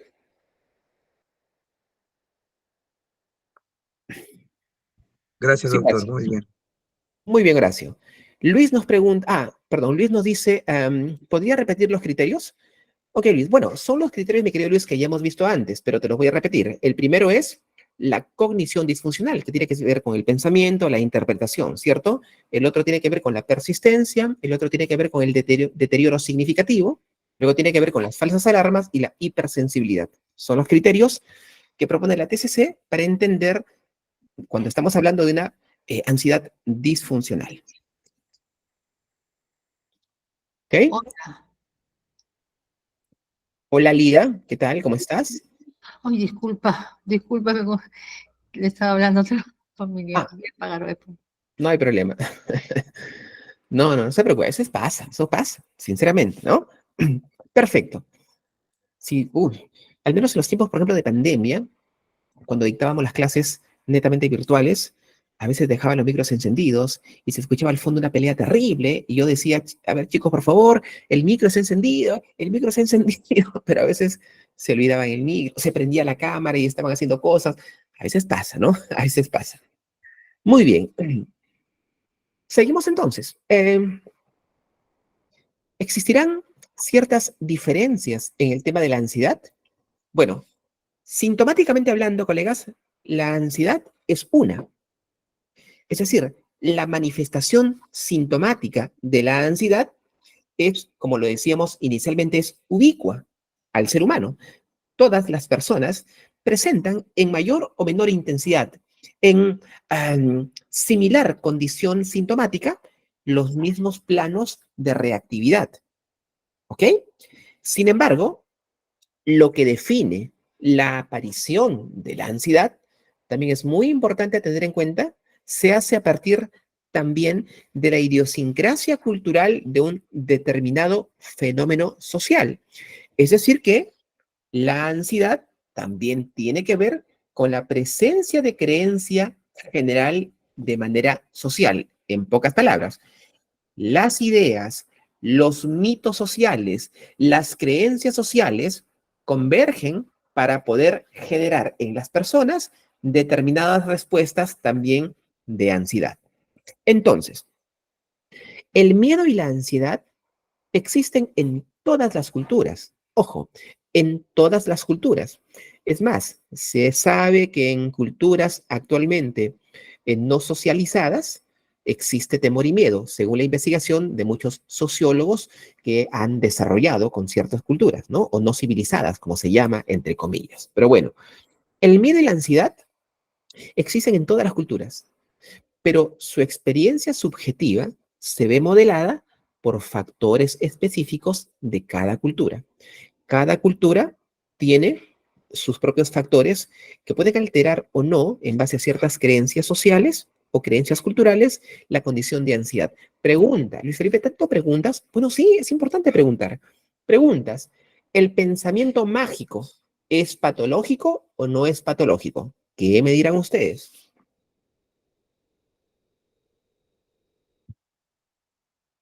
¿El pensamiento mágico será patológico o no será patológico?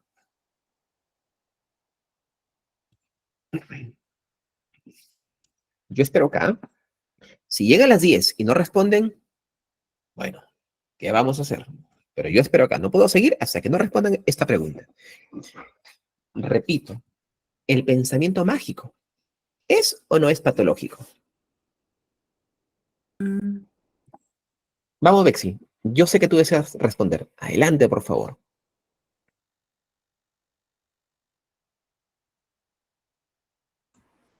Si ese pensamiento es recurrente, ya podría ser patológico, ¿no? ¿Ok? Entonces, Bexi nos comenta si es recurrente, podría ser patológico. Muy bien. ¿Qué piensan los demás? Luis Sotomayor nos comenta que sí. Adelante, Horacio.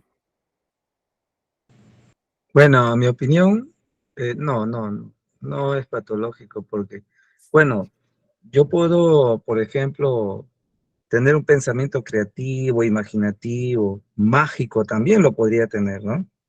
Lo podría tener en ciertas ocasiones, pero no lo tomaría en cuenta como una patología o como un pensamiento patológico. Ok, muy bien. Entonces, ¿qué es lo que dice, colegas, la ciencia de la psicopatología referente a ese tópico, al tema del pensamiento mágico? ¿Ok? A ver, vamos a ver por acá. A ver, Divat nos comenta, en medida que sea lo normal, entre comillas, es una comunidad, no. Pero si la persona tiene pensamiento mágico de forma individual, por eso decirlo, entonces sería patológico. También considerar que si crea alguna disfunción, ¿no? Que influye en su ámbito laboral, social, familiar, etc. Ok, muy bien. Recordemos que existen trastornos del pensamiento, del contenido, de la forma, del discurso, ¿cierto? Muy bien. Pero cuando hablamos de un pensamiento por el origen, hablamos de dos tipos, del pensamiento mágico y del pensamiento autístico. El pensamiento autístico es patológico por su origen. Cuando digo pensamiento autístico no me refiero al pensamiento del autista, ¿ya? El pensamiento autístico es un tipo de pensamiento individual, fantasioso, personal, subjetivo, que nada tiene de normal, ¿ok? Que está en el trastorno psicótico, etc. Pero el pensamiento mágico, dice la terapia, o perdón, dice la teoría, colegas, no olvidar, siempre y cuando sea compartido por un grupo social, no es patológico. Repito, siempre y cuando sea compartido este pensamiento por un determinado grupo social, no es patológico. ¿Sabes qué, mi querida Lidia? El día de ayer estaba yo caminando por mi calle, por mi zona, y de repente vi que se me acercó un duende, conversó conmigo y me ofreció darme su olla de barro. Lidia me mira y me dice, o piensa, creo que voy a diagnosticar un trastorno de esquizofrenia, o por lo menos un trastorno esquizofreniforme con este muchacho, ¿no? Pero ¿qué pasaría si es que esta misma cuestión, sin duda, es compartida por mi comunidad en razón de la creencia y credulidad de la existencia de estos seres mitológicos? ¿Ok? Esto no es, sin duda, patológico, porque la diferenciación particular para que sea o no sea patología, según la ciencia de la psicopatología, es que tiene que existir en una comunidad la creencia particular asociada y arraigada a un determinado nivel de idea o mito. Muy bien, perfecto. Janet Picoy nos dice, hay que saber diferenciar entre lo que es una característica de la personalidad de lo que es un trastorno de personalidad. ¿Ok? Em, Claro, Janet, por supuesto que sí. Hay que saber diferenciar lo que es una característica de personalidad y lo que es un trastorno de personalidad, por supuesto. Pero esto de acá, Janet, lo dice en referencia a qué, al pensamiento mágico o está haciendo alguna pregunta o quiere hacer alguna pregunta referente a lo que es el patrón de personalidad. No entiendo bien. Me refiero para poder aclararlo, ¿no? ¿O se refiere, Janet, a que hay tipos de personalidades que pueden tener cierto tipo de pensamientos particulares?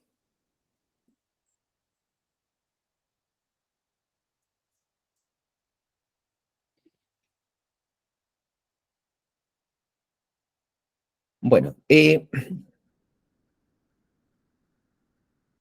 nos comenta, hay características. Ujú, claro que sí. Janet, pero en todo caso, yo le sugiero que pueda comentarlo para poder entender realmente el contexto de lo que se nos está comentando y poder aclararlo. Creo que es importante, es válido, sin duda, ¿no?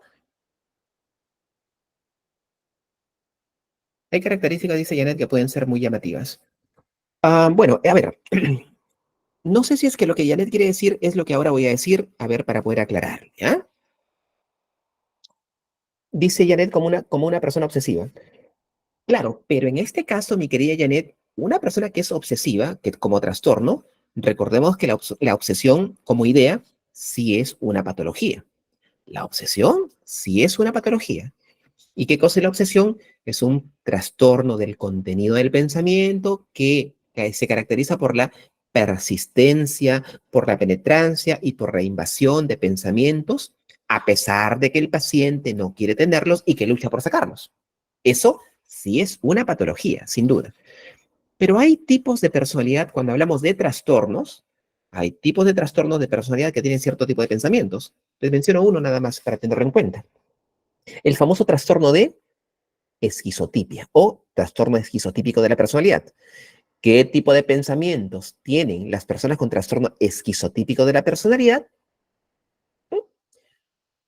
Ideas de autorreferencia, ideas autorreferenciales. Muy bien, listo. Entonces, eso es lo que me gusta, deseo que quede claro a tenerlo en cuenta. Que la forma de pensamiento social puede generar cierto tipo de patrones de ansiedad, de acuerdo al común denominador de la creencia particular de cada grupo o escenario social. ¿Quieren ejemplos? Por supuesto. Vamos con los ejemplos. Por ejemplo, el famoso fenómeno de falling out, ¿ok? ¿Qué es el falling out? El falling out se describe como un estrechamiento de la conciencia como respuesta psicológica a la ansiedad y a situaciones estresantes específicas. Ahora, este colapso súbito está caracterizado por episodios de pseudo pérdida de conciencia, ¿ya? Habitualmente de aparición súbita, pero también precedidos por mareos o sensación de que la cabeza gira sobre su propio eje. La persona que lo padece sufre la caída o sufre una caída, pero en general puede escuchar y entender lo que está sucediendo a su alrededor. Este fenómeno del falling out, que está asociado a un tema de ansiedad y malestar sintomático, está principalmente dado en comunidades indígenas norteamericanas, pieles rojas, apaches, cheyennes. Dije Cheyenne, no dije Chayanne, ¿eh? Dije Cheyenne. Chayanne es un cantante que a mí me gusta mucho y que baila muy bonito, ¿no? Pero no, estamos hablando de Cheyenne. Muy bien, por ejemplo. Pero hay otro fenómeno interesante, el fenómeno de Kyle Cap o Kial Cap, ¿no? Como se conoce. ¿Qué cosa es el fenómeno de Kial Cap? También es parte de un proceso ansioso, pero este es un síndrome, colegas, que aparece entre personas, fíjense, de Camboya, ¿no? De origen camboyano, ya sean residentes en su país o emigrantes en otras latitudes. Estos ataques de Kial Cap implican cogniciones catastrofistas, o sea, pensamientos catastrofistas centrados en la preocupación de que el Kial, ¿qué cosa es el Kial? Es una sustancia similar al viento, al aire, pero que puede introducirse dentro del cuerpo de la persona y esparcirse junto con la sangre por todo el cuerpo, creando, bajo su creencia, consecuencias, graves. Puede comprimir, según ellos, los pulmones para provocar una falta de aire y asfixia, entrar en el cerebro, generar zumbidos en los oídos, mareos, visión borrosa o un síncope fatal, ¿no? Entonces, fíjense, ¿esto qué sería? Parecido a un trastorno de pánico, pero bajo la visión cultural de Camboya está asociado a este fenómeno de creencia mágica del Kial Cap, por ejemplo, y el famoso susto, que ya sabemos todos qué cosa es, ¿cierto? Muy bien. Perfecto. La famosa clasificación. Clasificación de los trastornos de ansiedad. Colegas, decía que el año 2013 aparece la clasificación o la versión del DSM-5, texto revisado no, el DSM-5.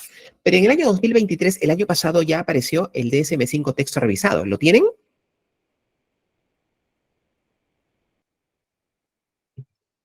Si lo tienen bien, ¿eh? Muy bien. El año 2023, en julio, ha aparecido el DSM-5 texto revisado, donde no hay muchos cambios, ¿no? No hay muchos cambios, así que es perfectamente posible seguir utilizando el DSM-5 como tal. Que además el DSM-5 texto revisado aún no está totalmente traducido, no está diseminado en el mundo, y la Asociación de Psiquiatría Americana indica que el DSM-5 no revisado, por llamarlo así, es totalmente utilizable porque la codificación es exactamente la misma. ¿Muy bien? Perfecto. En el DSM-5, dentro de los trastornos de ansiedad, como ya dije, se elimina el TOC y se elimina el trastorno de estrés postraumático. Pero se incluye una nueva clasificación o un nuevo trastorno ahí. Es el trastorno de mutismo selectivo, cosa que antes no estaba consignado en los trastornos de ansiedad, ¿no? Pero se incluye el mutismo selectivo. ¿Y qué cosa son rápidamente esos trastornos? ¿A qué hacemos referencia? Muy bien. Dentro del DSM-5 están, por ejemplo, el famoso TAG, trastorno de ansiedad generalizada. ¿Qué cosa es el TAG? Hay muchas denominaciones y clasificaciones sintomáticas, sin embargo, lo esencial es lo siguiente.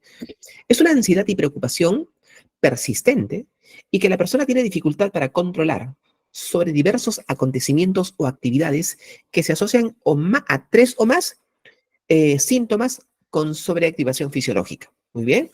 Si bien es cierto, el trastorno de ansiedad generalizada presenta ansiedad y sintomatología física, no es tan exabrupta como sí lo es, por ejemplo, en el ataque de pánico, ¿ya? Pero sí presenta algo importante, el TAG, que es casi un síntoma patognomónico del TAG. ¿Cuál es ese síntoma? El de tensión muscular. El trastorno de ansiedad generalizada es también denominado el trastorno de ansiedad flotante, porque siempre está sobrevolando la persona con ansiedad en sus preocupaciones sobre diversos casos. Lo que me puede pasar a mí, lo que le puede pasar a la familia, la economía, el tiempo, el clima, el dinero.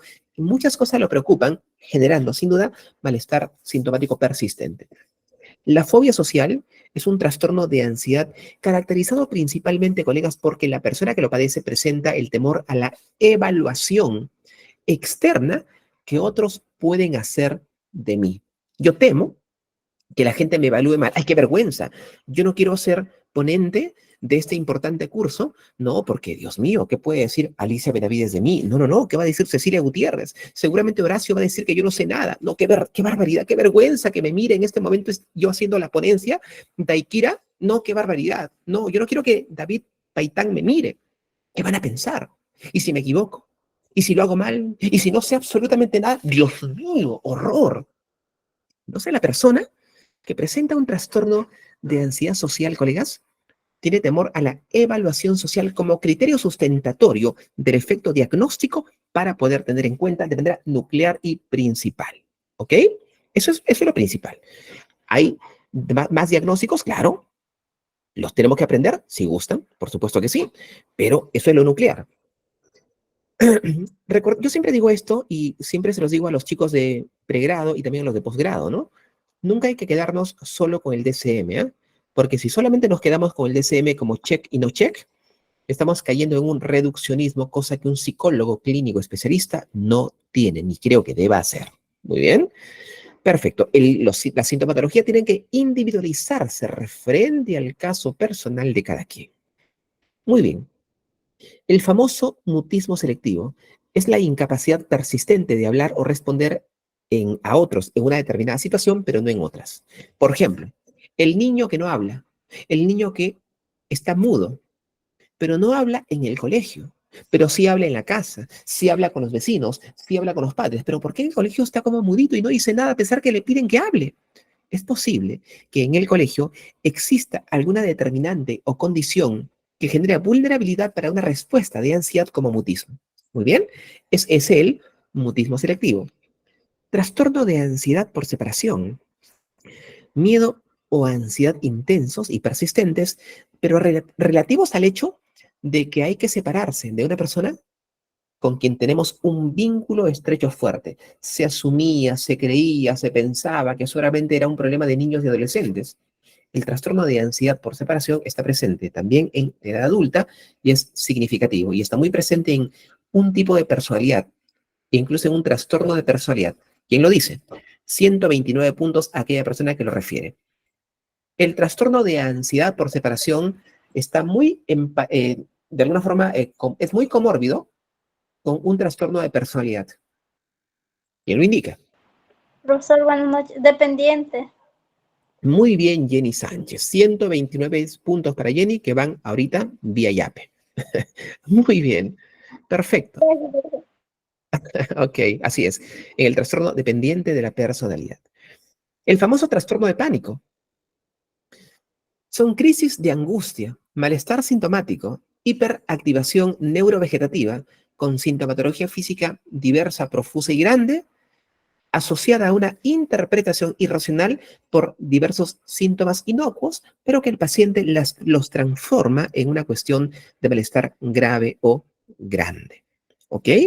Y justamente, colegas, la próxima sesión que vamos a trabajar la parte de intervención psicoterapéutica, vamos a trabajar el proceso de intervención para el trastorno de pánico.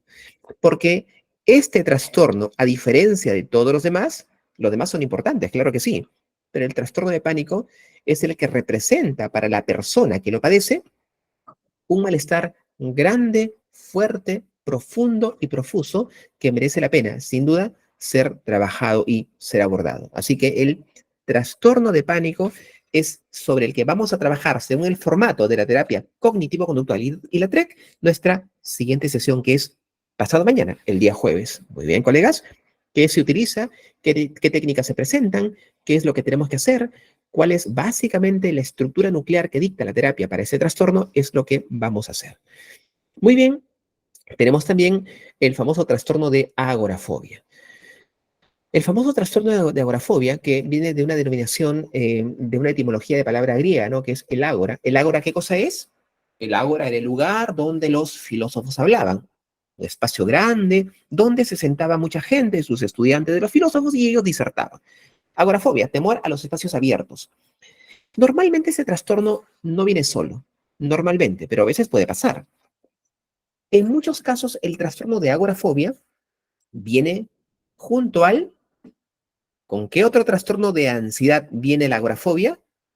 ¿Quién lo dice? ¿Quién levanta la manito rápidamente y lo responde? Horacio. ¿O el trastorno de pánico? Muy bien, así es.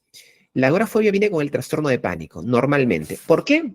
Si ustedes van en ese instante, revisan el DSM, abren en ese instante su DSM, que tienen que tenerlo ahí a la mano como un tema de Biblia, no para adoctrinarnos, sino para ayudarnos, van a ver que en el trastorno de pánico, en la categoría sintomática, dice abajo, con o sin agorafobia, ¿no?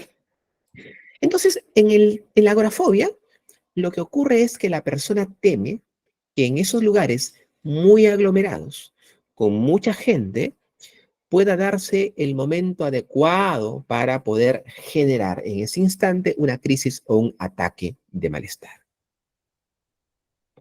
Y la fobia específica es un miedo intenso e irracional de manera inmediata asociada a cuestiones de condicionamiento anterior sobre cosas específicas que la persona irracionalmente teme, en presencia o en ausencia de ese tipo de variable. Temor a la sangre, temor a situaciones, temor a los animales, temor a las inyecciones, etc. Es el trastorno de fobia. Fobia específica se llama técnicamente. Muy bien, colegas. Entonces, esa es la manifestación particular de este tipo de trastornos. Muy bien. ¿Podemos entender también la clasificación de la ansiedad en otros términos? Claro que sí, hay otras clasificaciones que son interesantes. Una es la clasificación de ansiedad continua y la clasificación de ansiedad episódica.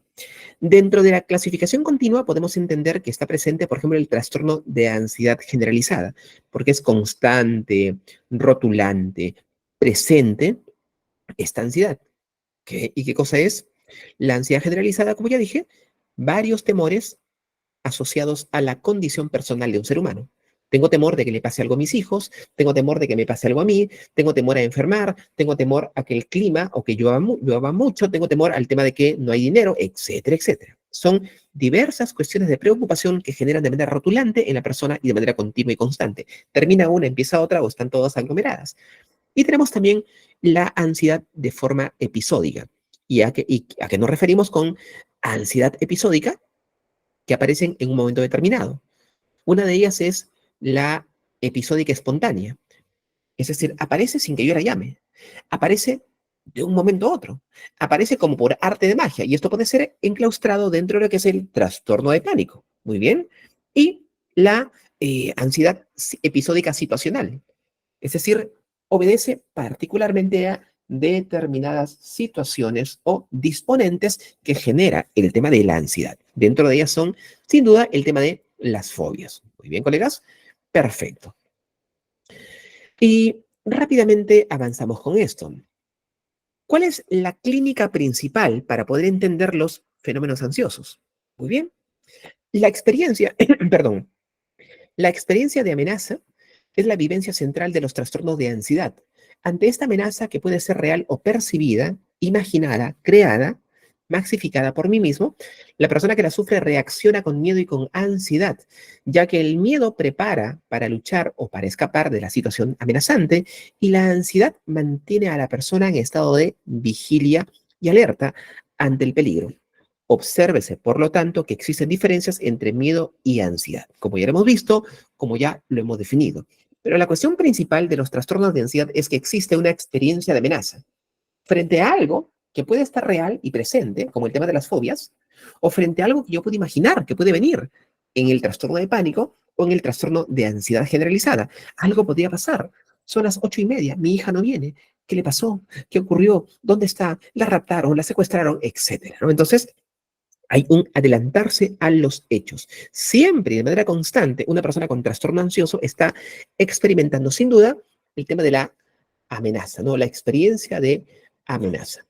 La persona que tiene miedo está centrada en el presente, en el aquí y ahora de un objeto, situación o persona que provoca el miedo. El miedo acostumbra a ser un sentimiento de duración breve y a promover evitación y escape. La ansiedad, sin embargo, ¿ok?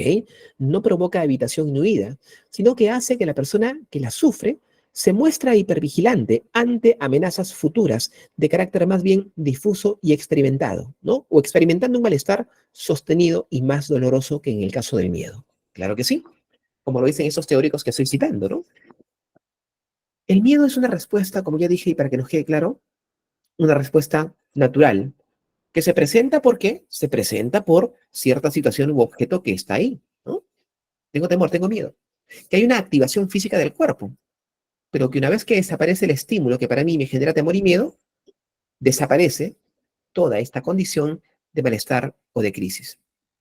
Pero cuando hay un tema de ansiedad, que es una anticipación al futuro, la ansiedad, la sensación de malestar, el temor, la irregularidad o desregulación emocional no se va, no cesa.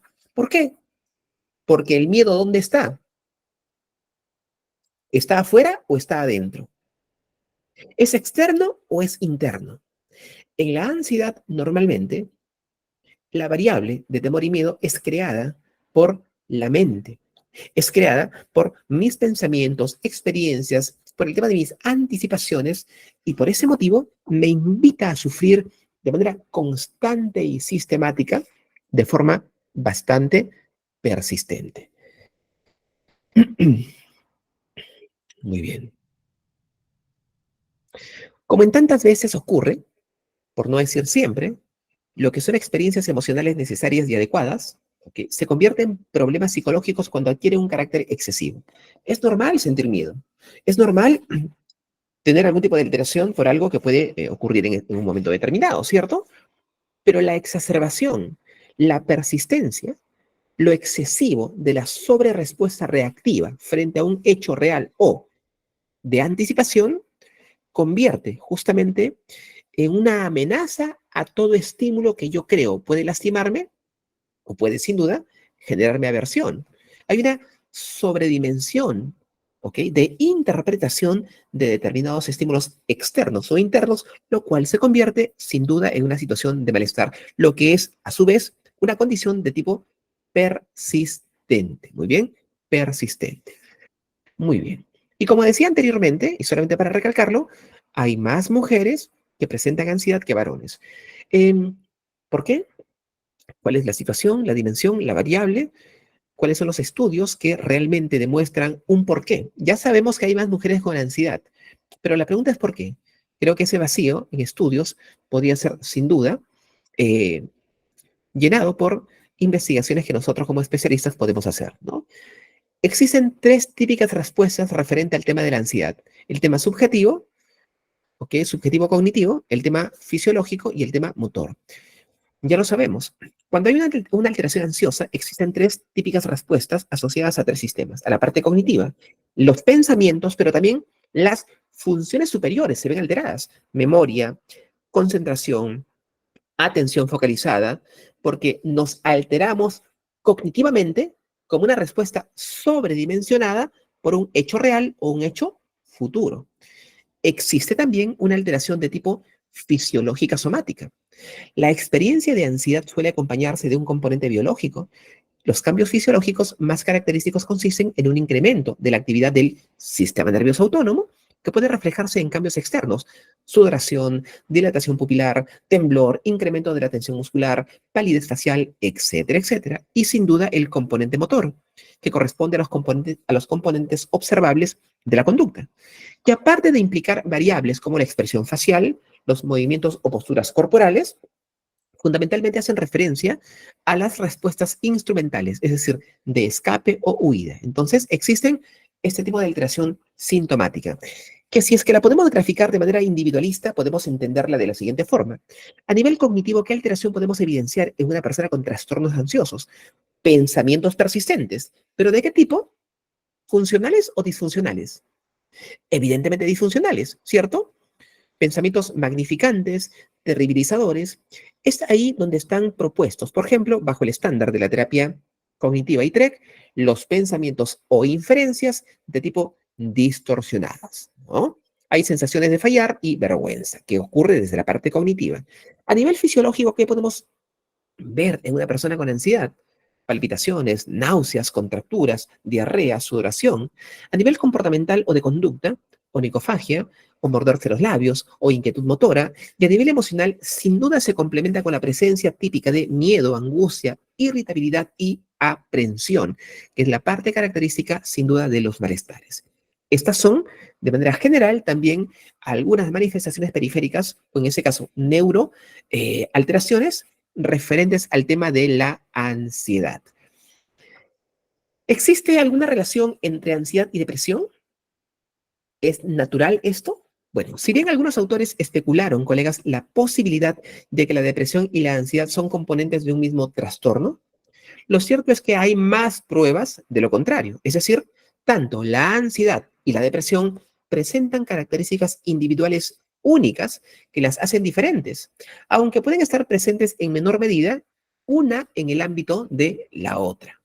Es por ese motivo, como les decía hace un instante o hace un rato ya, en el DSM-5 no incluye la categoría específica que una estos trastornos. En cambio, la CIE, en contraste con el DSM-5, define un trastorno mixto ansioso-depresivo para los casos en que, estando presentes los síntomas tanto de ansiedad como de depresión, ninguno de ellos predomine claramente ni tenga intensidad suficiente para justificar un diagnóstico por separado.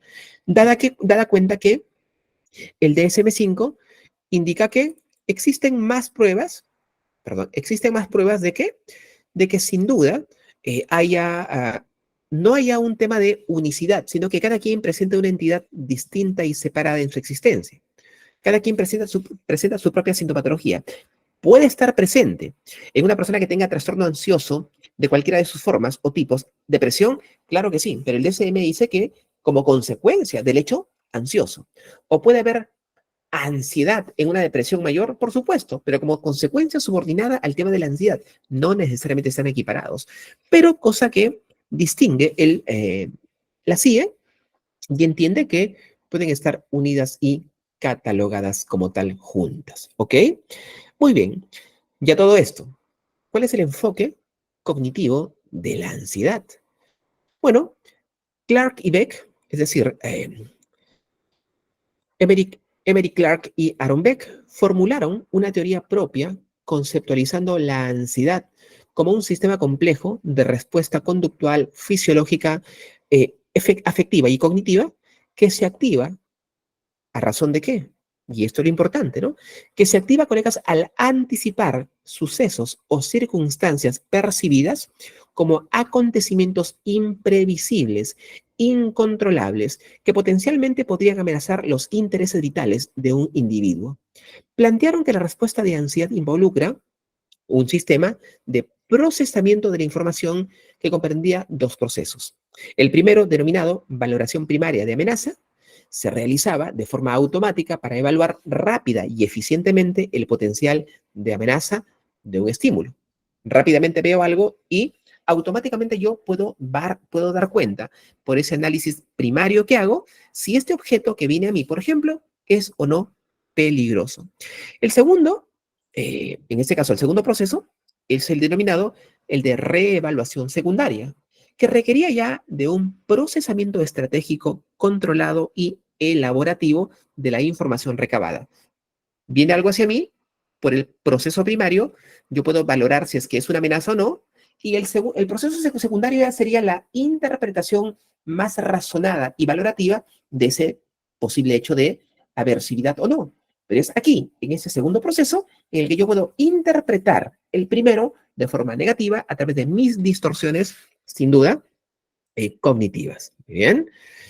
Perfecto. Es por eso que en la terapia cognitiva para la ansiedad y para la depresión también, a los pacientes se les enseña una máxima. ¿Cuál es esa máxima? El modo en que pienso afecta sobre el modo en que siento. Esta afirmación, colegas, es el fundamento de la teoría cognitivo-conductual y de la terapia de los trastornos emocionales. Y sin embargo, los individuos muchas veces no logran reconocer el modo en que sus pensamientos afectan sobre su estado de ánimo. Dada la experiencia de activación fisiológica intensa e incontrolable que suele ocurrir durante la ansiedad aguda, es comprensible porque quienes la padecen no reconocen sus bases cognitivas. Claro que sí. Muchas personas, sin duda, a veces no se dan cuenta de que son mis pensamientos los que están generando una valoración de reactividad y malestar. No se dan cuenta que son mis pensamientos los que hacen que yo me ponga exasperado y que incluso pueda generar sintomatología física. La gran terapia cognitivo-conductual lo que hace es enseñarle al paciente a debatir con sus pensamientos, pero no solamente eso. Enseña técnicas que tienen que ver desde la terapia incluso de corte conductual para poder trabajar el proceso de intervención a través, por ejemplo, de la reexperimentación sintomática, a través de la exposición interoceptiva, a través de las técnicas de relajación, etcétera, etcétera. Cuestión que vamos a trabajar y que vamos a, sin duda, desarrollar ¿a través de qué? A través del tópico valorativo que nos toque trabajar y entender la próxima sesión, que es terapia cognitivo-conductual para el trastorno de pánico, que es el más fuerte de los trastornos de ansiedad, utilizando las técnicas específicas que dicta la terapia cognitiva para ese trastorno. No podíamos avanzar directo a las técnicas si no conocemos realmente la dimensión psicopatológica del cuadro ansioso, que era hoy el propósito de esta primera sesión. Muy bien. Perfecto. ¿Alguna duda, interrogante, crítica, etcétera, etcétera? Díganlo ahora o callen para siempre. Bueno, amigos, Horacio, sí, adelante. Sí, doctor. En primer lugar, tiene una gran habilidad para poder enseñar. Supongo que usted de repente, percibo de repente que usted es docente universitario de repente. No lo sé, pero tiene esa habilidad. Muy buena, muy buena. Muchas Por otro gracias. lado, doctor, la pregunta es, usted sabe, yo lo sigo por otro lado, tengo otro curso con usted en psicología, perdón, en terapia cognitivo-conductual en Ok, en otra empresa. comprendo. Entonces, usted decía que las etiquetas, decía usted, ¿no? Las etiquetas, ¿no? Así es. Eh, hay clientes que vienen, hay personas que vienen con sus problemas, dificultades emocionales, ¿no? Y a veces, no somos conscientes, por decirlo así, de que si tienen estos, o si rinden los criterios para que pueda tener estos trastornos o algún tipo de trastorno, puedan ser medicados. La pregunta es específica, doctores, si rinden estos 2 o 3 criterios, usted acaba de decir que tiene una mini crisis de ansiedad, ¿no? Sí. ¿En qué momento tenemos que referirlos a los pacientes, por decirlo así, a que sean medicados por el psiquiatra? Claro que sí. Muy bien, estimado Horacio, gracias por su pregunta. La condición de que la persona pueda ser medicada o no para un trastorno ansioso, por ejemplo, tiene que ver con la intensidad del malestar sintomático. Cuando una persona comienza a tener disfuncionalidad en el trayecto de su vida y el miedo es intenso, que es una valoración también subjetiva e inferencial de nosotros los especialistas, tenemos que enviar a esta persona a que pase por su proceso de farmacología. Si bien o sabiendo que el proceso farmacológico no es curativo, es simplemente paliativo del síntoma, pero a veces es necesario, sin duda, para poder calmar los eventos neuroactivantes de la ansiedad y a partir de esa calma química podamos entrar a tallar ya con el proceso de la terapia. Entonces, la intensidad y la disfuncionalidad social y personal es lo que da cuenta de la existencia de la posibilidad de la medicación. Por acá por el chat dice Luis Sotomayor, ¿es una máxima de la TCC la forma en que pienso afecta la forma en que siento? No, no es una máxima de la TCC, mi querido Luis. Es una máxima simplemente de cultura general. Es una máxima de saber popular, que la TCC la asume porque tiene que ver con el criterio de trabajo que nosotros desarrollamos, en el sentido de que la forma en que yo pienso es la forma en que yo creo mis emociones. Y por eso tomamos esa máxima para enseñarle al paciente, pero no es propia de la TCC. Ok, la diferencia que hay entre una crisis de ansiedad y un ataque de pánico, ¿cuál es? En que las crisis de ansiedad pueden estar presentes en cualquiera de nosotros y en cualquier momento, pero no se genera con una cuestión de persistencia. Cuando hay en un mes 3 crisis de ansiedad, estamos hablando ya no de una crisis, sino de un trastorno de pánico porque cumple la sintomatología de la persistencia de tal. ¿Ok? Y Divat nos comenta cómo se calman las falsas alarmas. Las falsas alarmas, mi querido Divat, se calman a través del uso de recurso técnico y terapéutico, como por ejemplo la exposición y el cambio de pensamientos con las distorsiones para eliminar la hipersensibilidad, cuestión que vamos a trabajar en nuestra próxima sesión. Muy bien, queridos amigos y colegas, para mí ha sido un gusto enorme poder compartir con ustedes esta primera sesión del curso de terapia cognitivo-conductual para los trastornos de ansiedad. De verdad, gracias por sus preguntas. Hola, Jennifer. Buenas noches. Sí, tengo una consulta.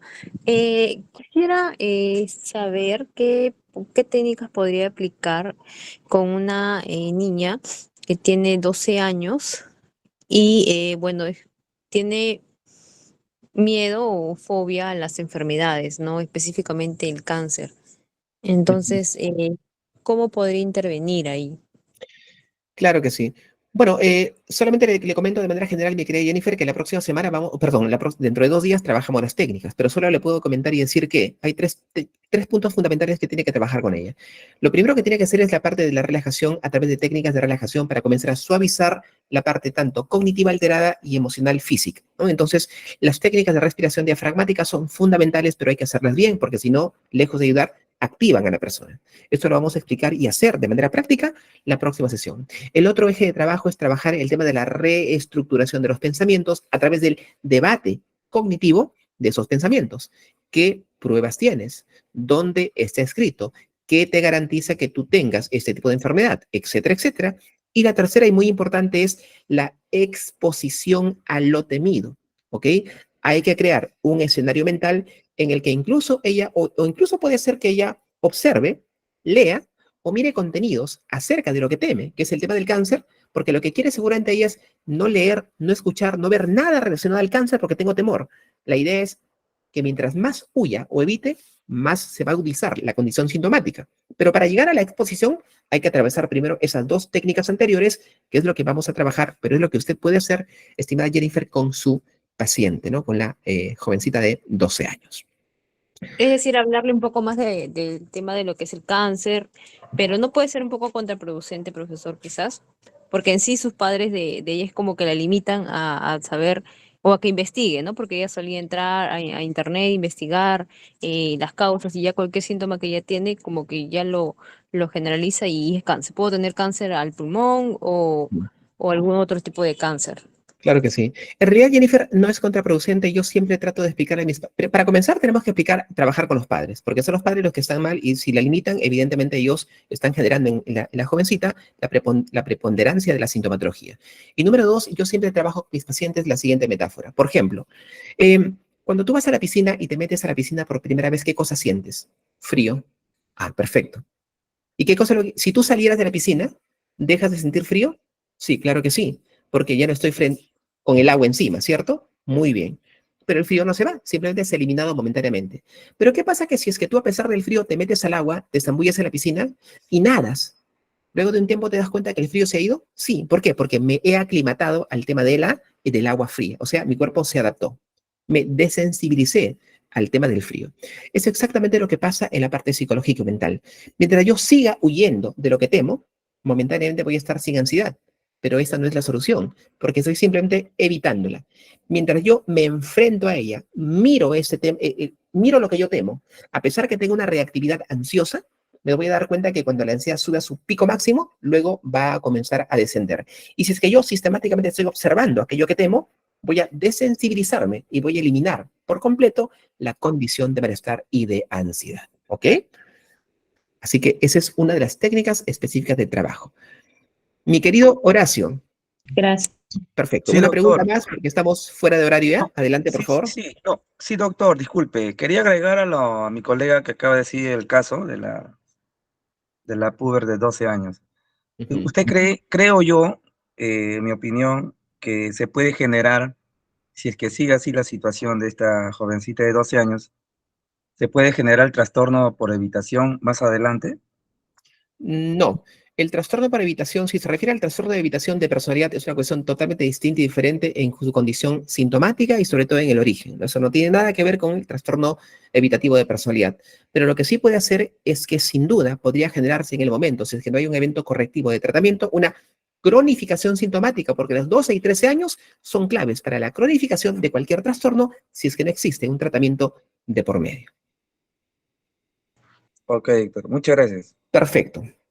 Queridos amigos y colegas, un abrazo para todos ustedes. Gracias por su tiempo, gracias por su participación activa, lo cual hace sin duda importantísima esta clase.